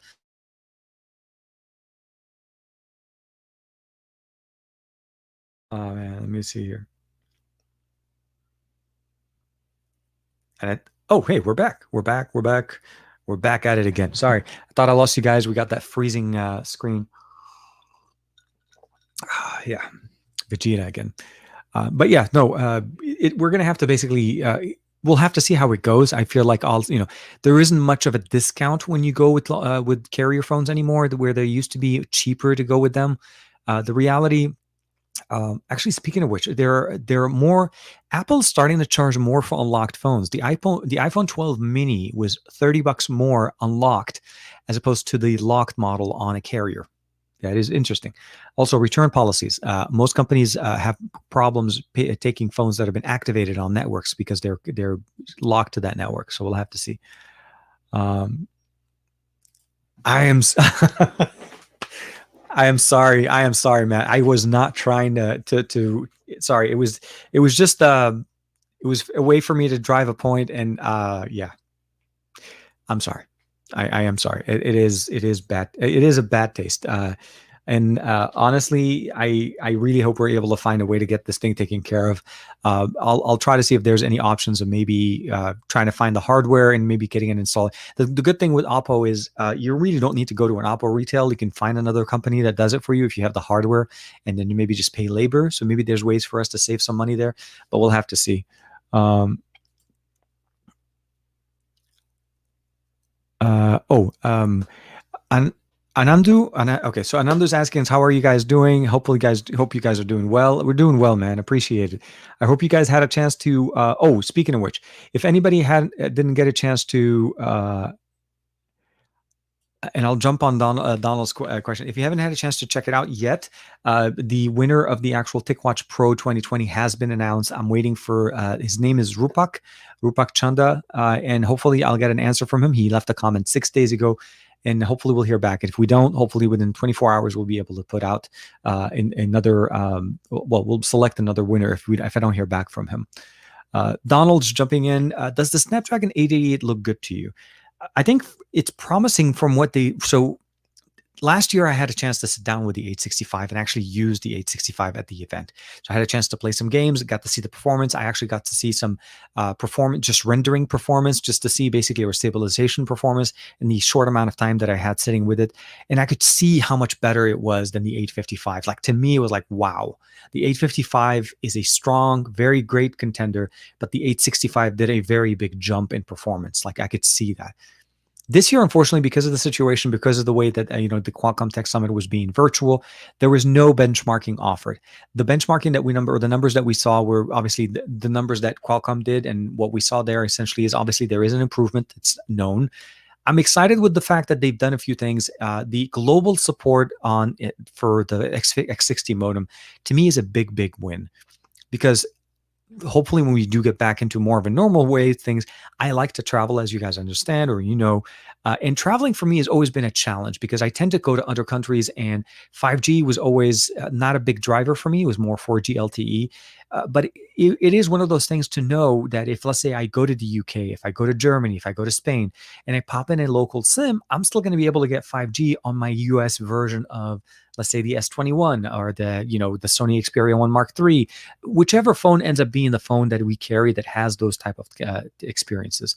Also, once you have a modem that is compatible with all the bands, there's less likeliness to have issues with phones not having the 5G connectivity turned on. So think of it again, what happened with Sony, where they didn't release a 5G version of their phones in the US because of the different versions of 5G, the sub-6, the low band and mid band, and then of course the ultra wide. There's a whole bunch of things going on. So at the end of the day, I would probably say the 888 is very, very promising. I'm not sure if it's going to come with a price reduction, if it's going to still kind of go through the way it went before, which means we'll obviously see more flagships, but the pricing will be a little bit higher. OEMs tend to basically tailor their experiences, so everything you heard from Qualcomm will not necessarily all be in one phone. Some companies may take advantages of certain things, because we've had dual ISPs for some time. The triple ISP now is obviously a much better improvement, but again, software needs to be built to actually take advantage of having 3 direct streams from 3 different cameras at the same time being recorded at the same time. Those are things that we have to appreciate, but I am excited for it, definitely. Yeah, no, Matt, Greg, yeah, I know. Matt knows. I was not trying to do that on purpose. If the device isn't unlocked, I don't want it. I'm with you, and then that's really one of the things I try to do. I don't, even if I do buy a phone directly from, let's say, when I bought the 12 mini, I bought it unlocked. I don't want to buy it locked. I want to be able to, if I want to switch from AT&T to T-Mobile to Verizon, I want to be able to switch them. I don't have to I don't have to go buy phones and sell phones. It's an investment to start with. The last thing you want to do is trying to have to figure out what's going on. So I appreciate what the unlocked model offers. I understand why locked models still exist. The question that really kind of baffles me at this point is this. With the exception of certain Wi-Fi calling functionalities, and I'm talking about like certain proprietary tech, like AT&T's Wi-Fi calling, Verizon's Wi-Fi calling, or even with T-Mobile's Wi-Fi calling, for me, I haven't had problems using Wi-Fi calling on T-Mobile with an unlocked Galaxy Z Fold 2. It's a Samsung phone. It downloaded all the necessary drivers. Everything was fine. It configured the APNs. I can make calls on Wi-Fi calling on T-Mobile without any problems.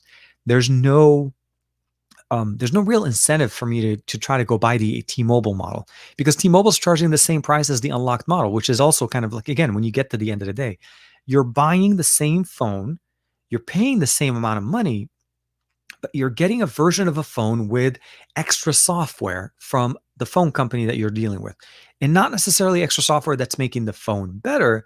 It's more of a more tailored T-Mobile version, T-Mobile experience on the phone. And that's what those apps and what those things are. This is really kind of their flavoring of what they want to introduce into the phones. It keeps their ecosystem consistent. They tend to also include additional applications for different features to try to upsell, so on, applications to manage your phone. But again, with Android being Android, you can download all of these things off the Google Play Store and use them, and of course, get all the functions that you want.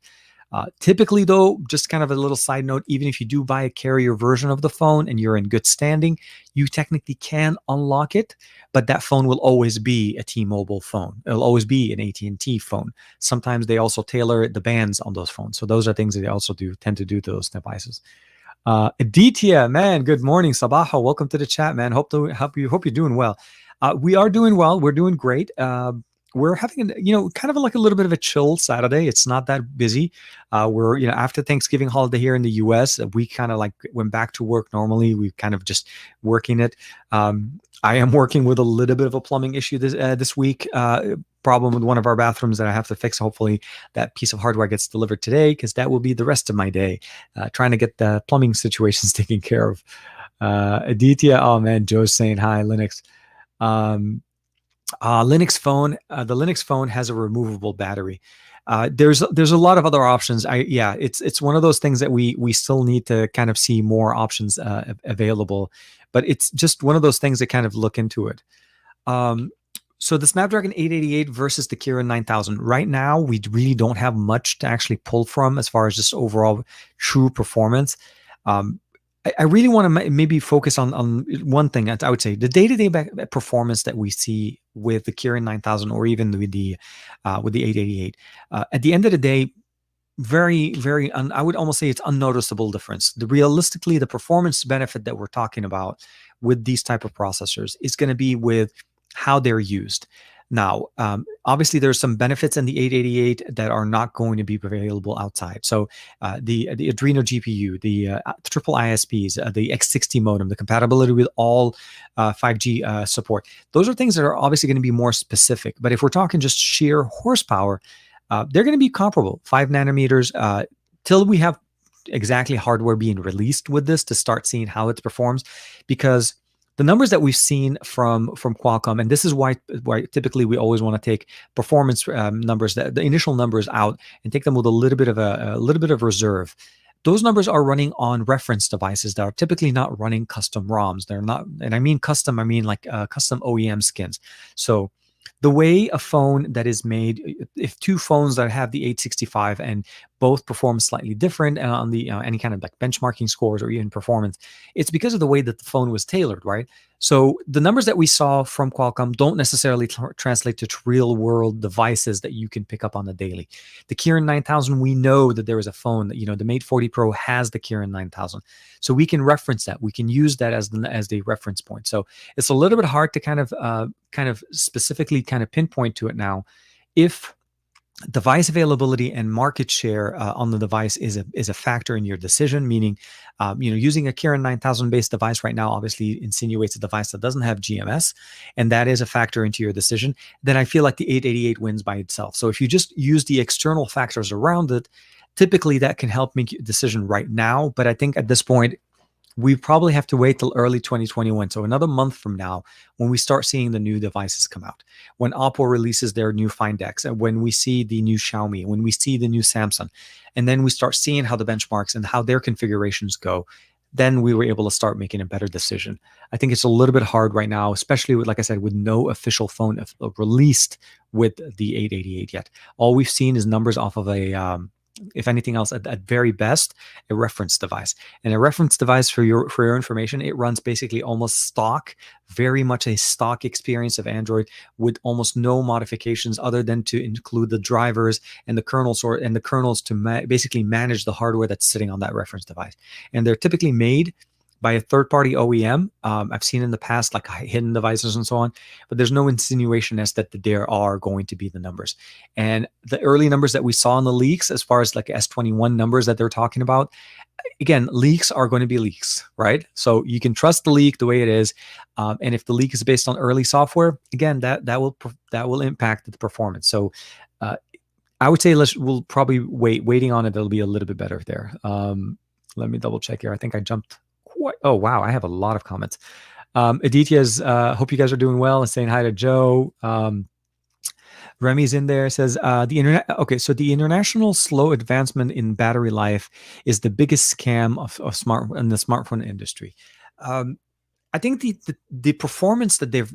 So what happened is we used to go for the longest time where we had devices that had removable batteries, we had larger devices, and then larger processors. The industry started shifting into horsepower, so they provided us more horsepower and not focusing so much on battery. And then we started to shift back again, where they're starting to focus on battery, but not necessarily give us that basically, I would say that front and center type of an experience.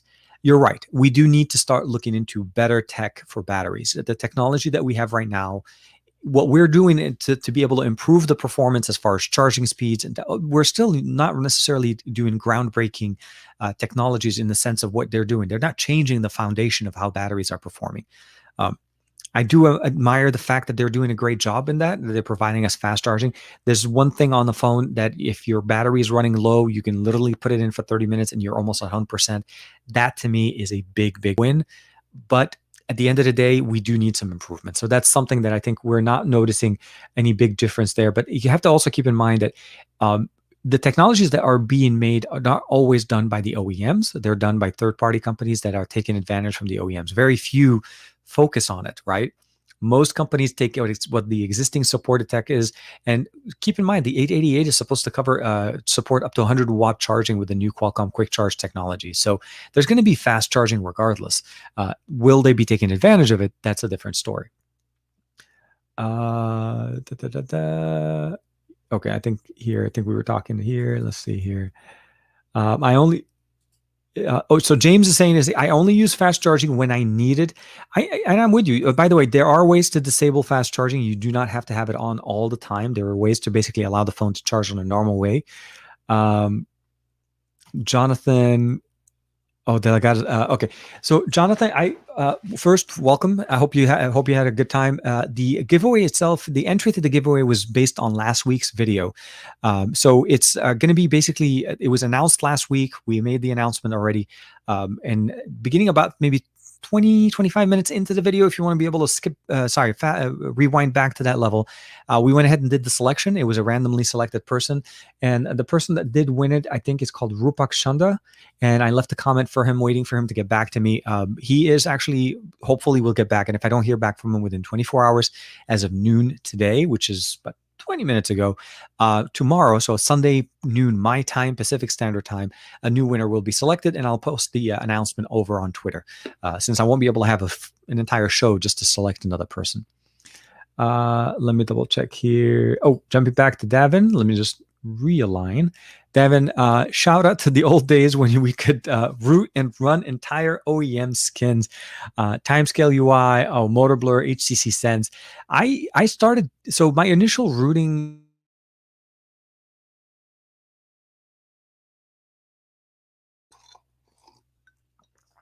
Welcome back. I probably froze in a weird way, but I'm back. I'm with you. I'm with you, Davin, on that one. I really miss those days. So for me, I started changing like custom ROMs and stuff like that on Windows phones. It was actually before even Android, running Windows Mobile on HTC, like the Sense UI, the HTC Touch, which we used to update different ROMs because HTC would release new versions of their ROMs in the European market and would not release it in the US. So like they had market version based updates, and they would stop supporting the US model, but the European model would get it. So those were the days when I first started, and that's actually one of the early reasons why I started at XDA. It wasn't even on Android. It was actually during the Windows Mobile time. And then from there went to the Nexus, the HTC One, the HTC G1, a lot of different things. I appreciate that always. Man, yes, no, definitely. I recommend Bouncer as a better security minded app. It depends on what you're looking for. So Bouncer, at the end of the day, I think whatever app you install, understand what it does and understand the limitation of what it offers you. I think the advancements that we've seen in Android with the ability of controlling the level of permissions on an app is a little bit as powerful as powerful as anything else that we've seen. But I think a lot of people, there's a good chance that you've downloaded apps on the Google Play Store and you didn't even look into the permissions that it's asking for. You knew that it needed your phone, it needed probably a few things, but you didn't really go through and check all of the permissions. Like an assistant, sometimes they need persistent location access, and it's probably like a game or something. There's no real reason for it all the time. And I like what Android 11 is bringing in with the timed out version, where a certain permission, if you haven't used that app for a while,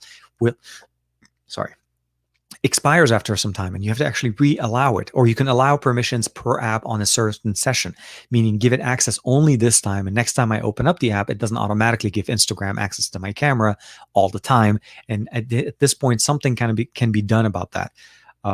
So it depends. Bouncer may be a better situation. I'll have to check it out a little bit more, but it's definitely something to keep in mind when you're thinking of antivirus software. Ditya, oh my God, I'm well, just resting. I'm using the V35 as my MP3 player again, and it reminds me of why I love that design. Oh man, always. And nice to see Ted. Hey man, Ted's in the comments, man. Welcome, Matt.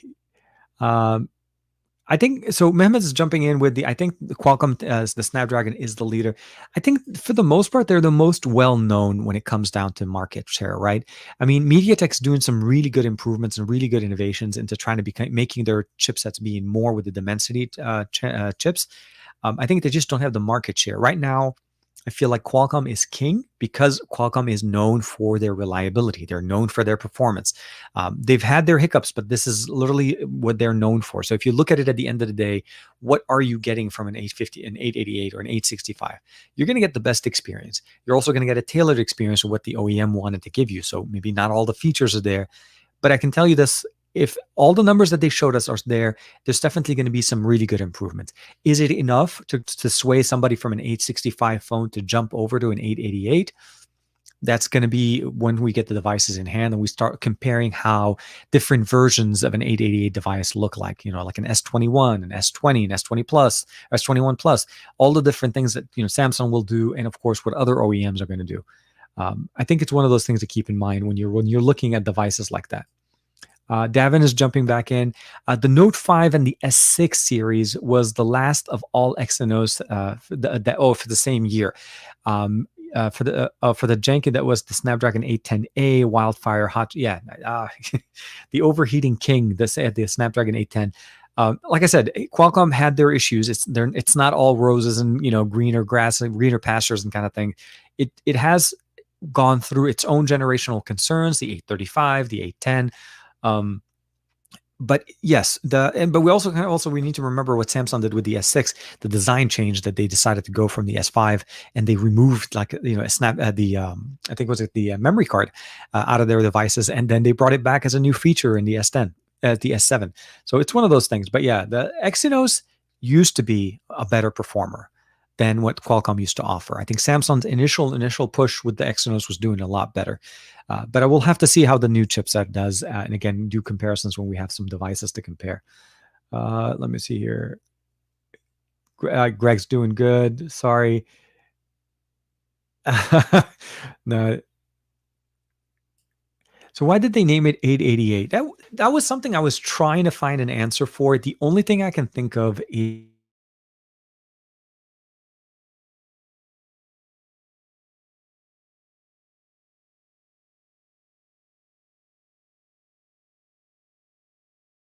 is okay.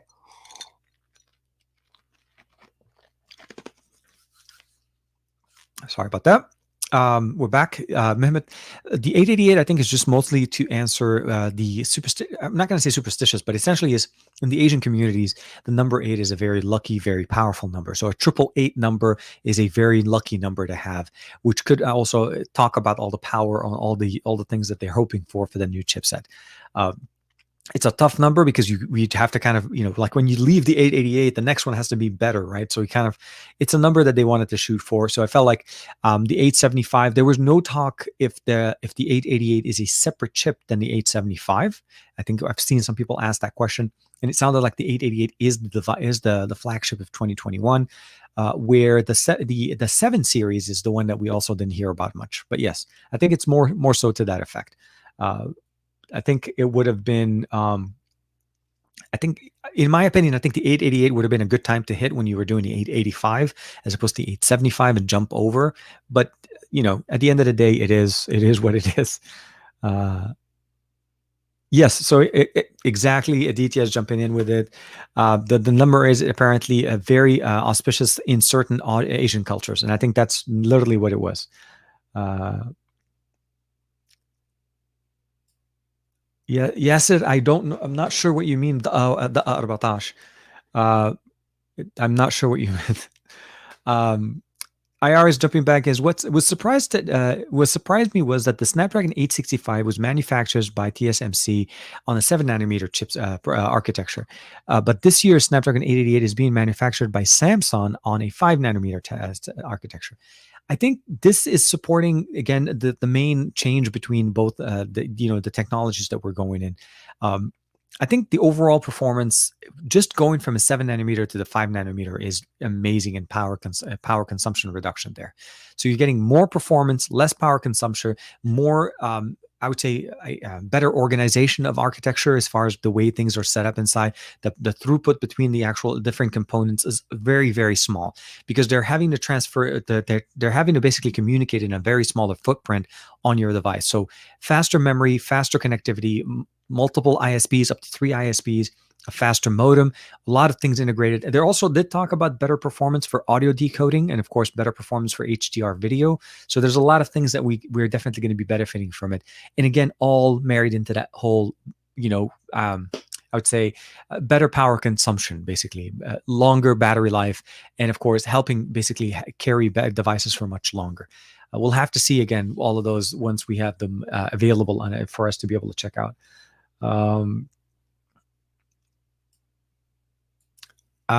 Kenny is asking, guys, please look at the LG V50 right now. I can't believe the prices I'm seeing on these on eBay.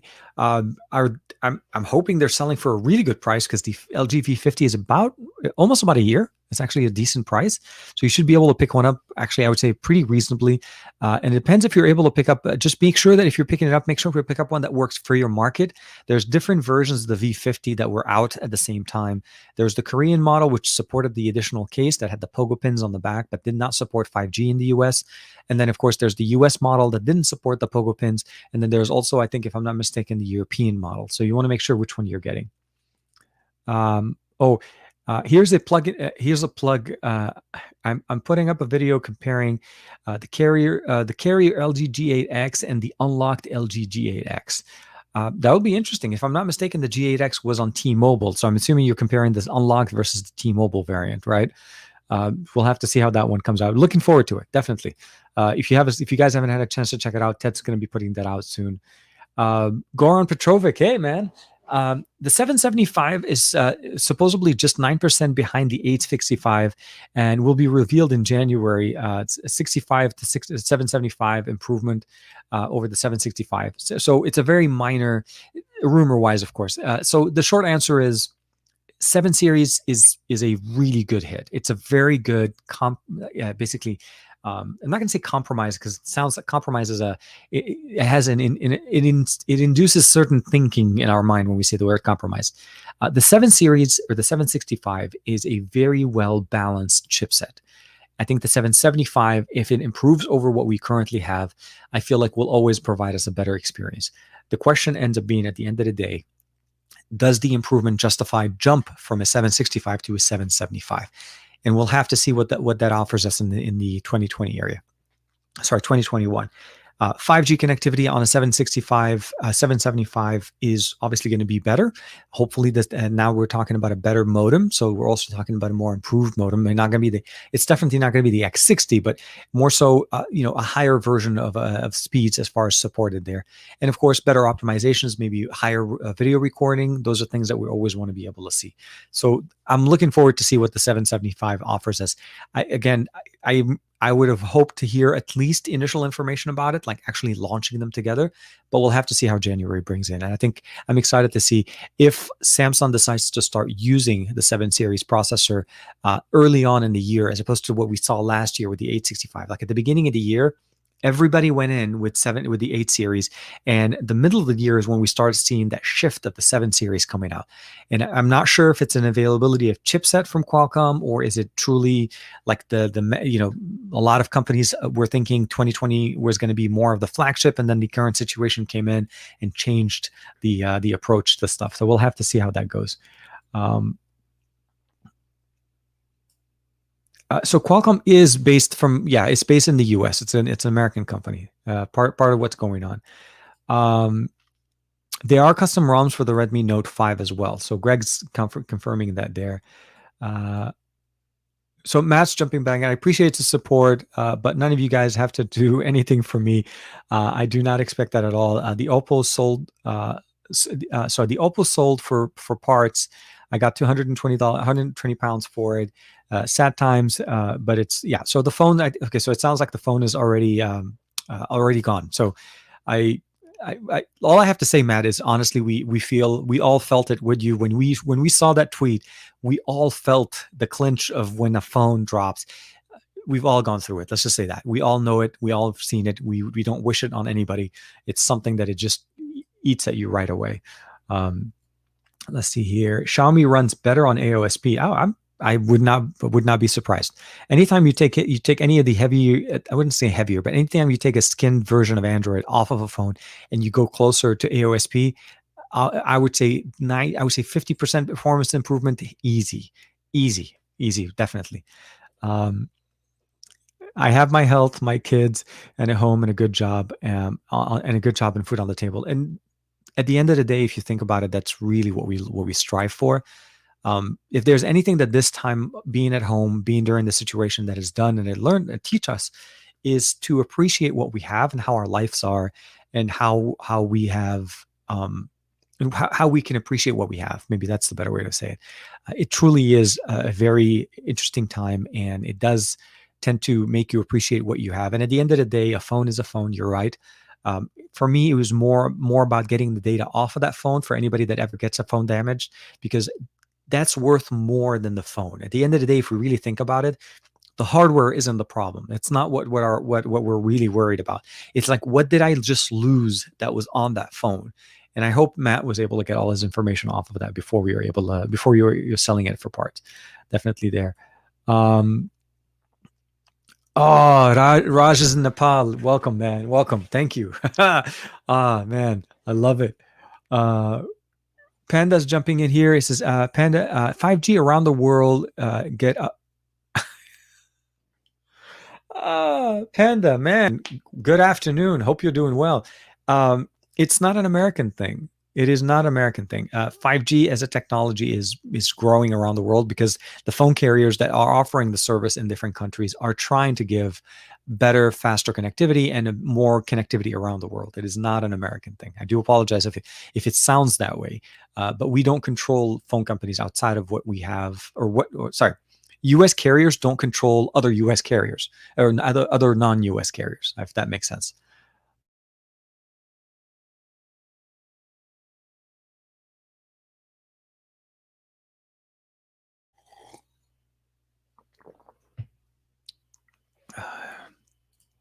Oh, sorry, Matt. Okay, so we're back. Hey, Matt.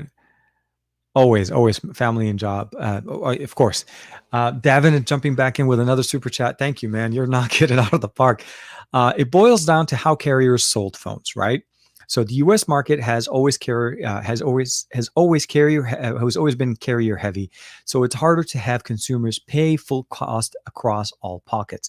So it used to be that a phone through a carrier back in, I think before T-Mobile started doing their on-carrier marketing, um, where where you were able to get a discounted price. The phone you got from a carrier typically was cheaper.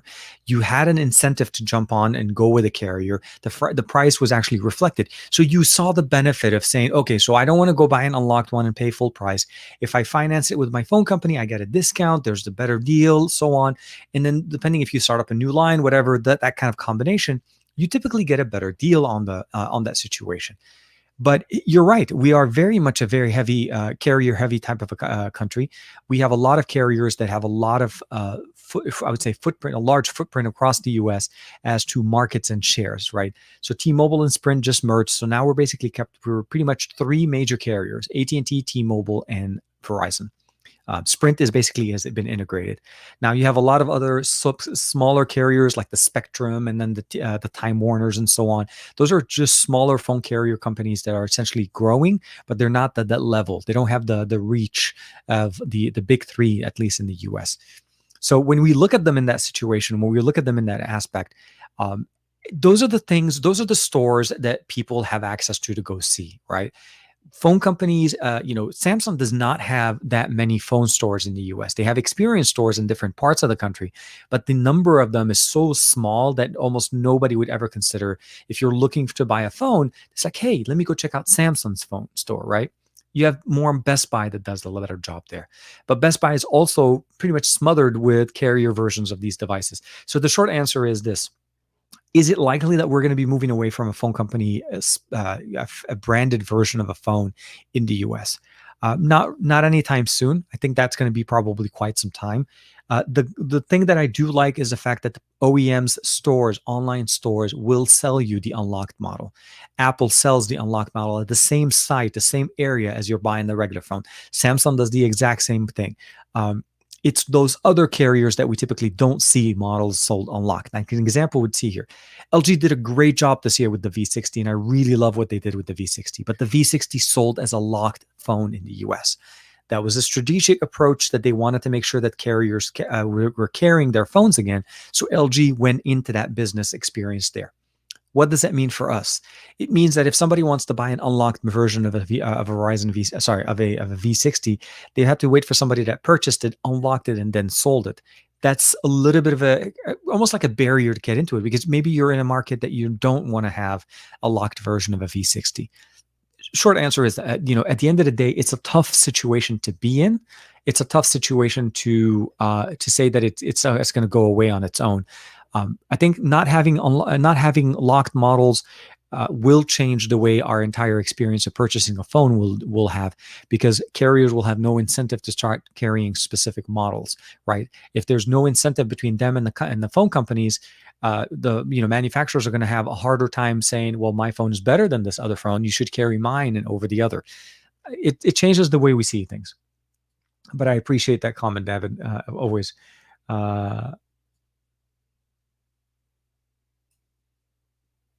Oh, sorry. Okay, so we have Sharky 165 saying, "Hey TK, sorry for for my third question. Anytime, man. It's usually about a 2 hour. Oh wow, we're almost at the 2 hour mark. Dang. Okay, it's an hour 46. I bought a Galaxy Tab S7 Plus on a great Black Friday deal, which is really nice, gorgeous. But I know that it's not an iPad Pro as powerful as iPad Pro. Will it be strong enough for me to edit videos? Absolutely. There's no the performance that you're getting here is comparable to what you get on a smartphone. Editing, as long as you're using the right tool, you should be able to get a really good experience. My only thing I would probably say is, if you're going to do heavy editing, get a mouse. Connect the Bluetooth mouse over to it, so you have more of that better precision use. The pen works really good if you like using the pen to edit video for more of a precise editing, cutting, and pasting. So that should be good. It should have no problem as far as performance and, of course, editing video. Just keep in mind it's a mobile device, so it's not going to be Well, I take that back. It's actually pretty fast. A lot of the smartphones that we're getting lately are actually very, very powerful.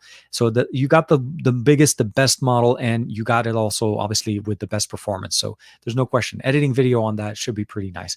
I don't edit videos directly on it. I tend to do my video editing if I'm going to do on the go on the on the Z Fold 2, mostly because that's again tablet size experience, and I tend to use the tablet more at home. So whenever I'm home. Content consumption, editing, controlling cameras, shooting video, the whole bunch of different productivity. So it's a very, very nice tablet. Oh, everybody, you guys remembered. You guys remembered. Okay. So we're almost at the TKception. I just want to jump in real quick. Chemi's in the comments. I want to say hi. Davin is like, oh, you remember, dude. Okay, yeah. I know. See, that's the thing. If you guys don't remember the cap files over on back on Windows Mobile with the SBB shell, oh my god, SBB shell was my favorite launcher. Okay, it truly, it copied what HTC did on the HTC Touch. If you remember the 3D Cube, the HTC Touch, like a whole view. HTC was the innovation level at HTC back then was just crazy good.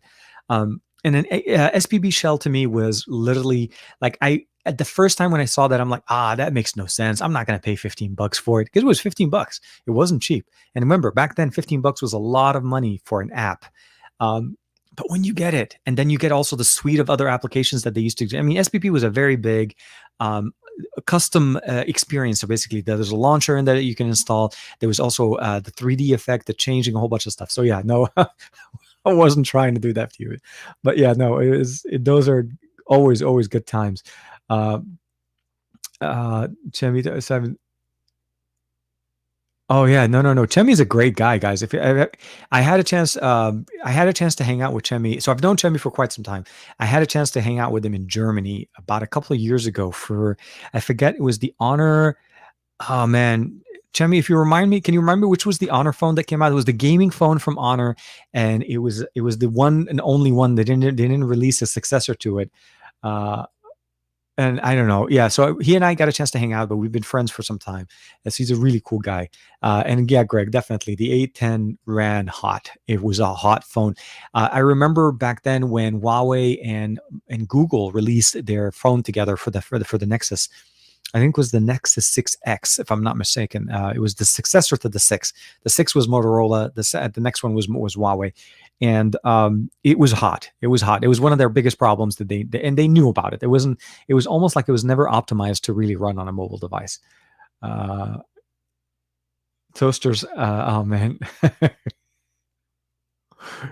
Oh man, Davin's like, he had a few toasters running the 810A, which with the HTC M9. Yes, no, that's one of the reasons I like the M7. The M7 was definitely, I would feel like more or better one. Yeah. IR is jumping in. I wouldn't be surprised because of the availability that the Qualcomm moved to Samsung to manufacture the 888. Essentially, especially with Apple taking up the massive chunk of the TSMC supplies for the A14 and the M1 chip. And I think at the end of the day, I think it's supply and demand, right? I mean, if Samsung's able to provide them, there's no reason why it wouldn't be an issue. But at the end of the day, this architecture, the surprise for me was the change in tone, right? 855 had an integrated modem. 865 had a separate modem, and now 888 has an integrated modem again. My question would be: are we looking at is Qualcomm doing? Are they trying to experiment, or was the 865 an experiment for them, and that it didn't work for them, and they're going back to integrated? So those are some of the things I always wonder when they change the approach to things. Greg's jumping in with a super chat. Thank you, man. Can't let Davin have all of the fun with all the thanks and everything on hashtag TKRP. I appreciate it, Greg. Always appreciate the support across the different platforms, of course. Yes, no, always. Greg is a cool guy hanging out, and I got to do it. We're at the time. It's 1 hour and 51 minutes. Let me just minimize the screen, and I'm going to shift it over. Thank you very much for reminding me, guys. I'm not saying I forgot it. It's just, as you imagine, time flies, and it just flies quickly, very, very quickly with us here hanging out. So I have a few TK-ceptions that are sitting in here. Let's go ahead and just share the screen. And actually, first and foremost, let me close this. First one I see here is, let's go ahead and start it off with Greg. And we'll jump off from there. And ready in 1. Oops, here we are. 2, 3, and go. Oh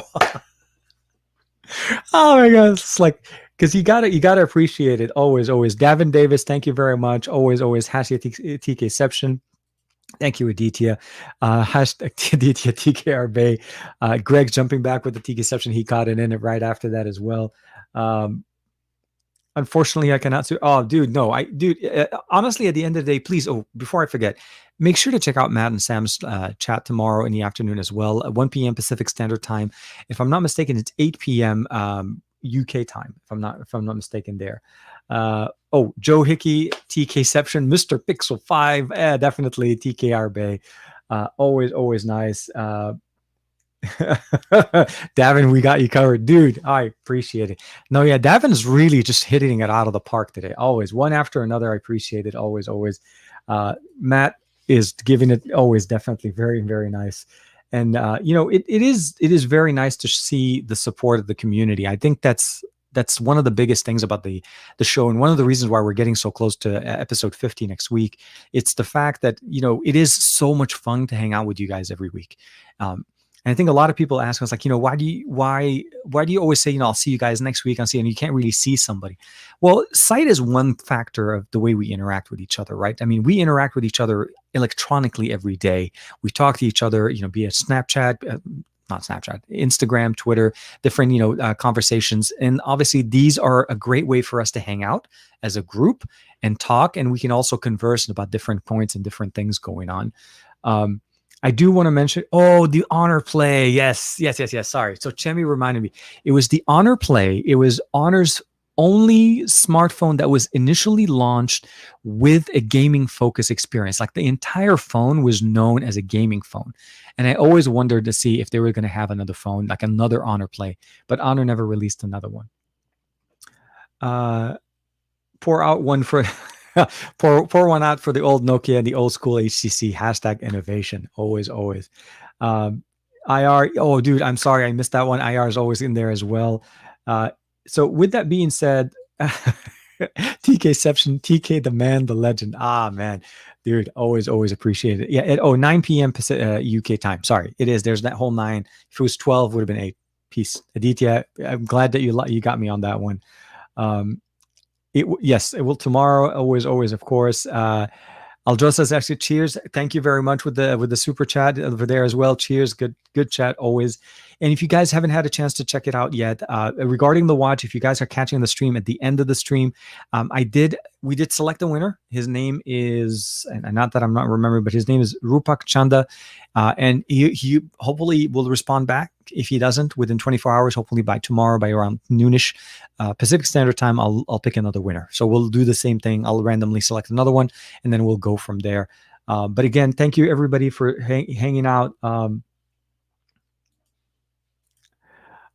Please, the time for the next stream. I have an alarm set for 12:45. Well, looks like every time is a little bit later, man. Today was so what happened is I was trying to get everything set up to try to start the stream, and it took me a couple of extra minutes. StreamYard was acting a little bit funky with me, so where it set up the actual stream correctly, but then when I went into YouTube to make sure that it was set up and scheduled right, it had some issues. So I had to go into YouTube and fix things, and unfortunately that took a few minutes. I should start planning these things at least a little bit earlier, but thank you for setting up the alarm. So with that being said, I want to say first and foremost, thank you for everybody hanging out with us. Thanks to Greg, thanks to Chemi, thanks to Matt Tyler, of course, for hanging out with us. I'm glad that scheduling was a little bit better this time. I know the last couple of weeks he's been busy with work. Definitely huge shout out to Joe Hickey for sending me his P20 Pro to use. Oh man, you're gonna love that phone, man. Joe, dude, you are the man. Congrats, thank you. Well, congrats to Matt. And of course, the P20 Pro is a beast. That was one of the first, my introduction into the P series, to Huawei's P series, and it is by far one of their best cameras. I toured Paris with that one. That was a very, very nice one. The Z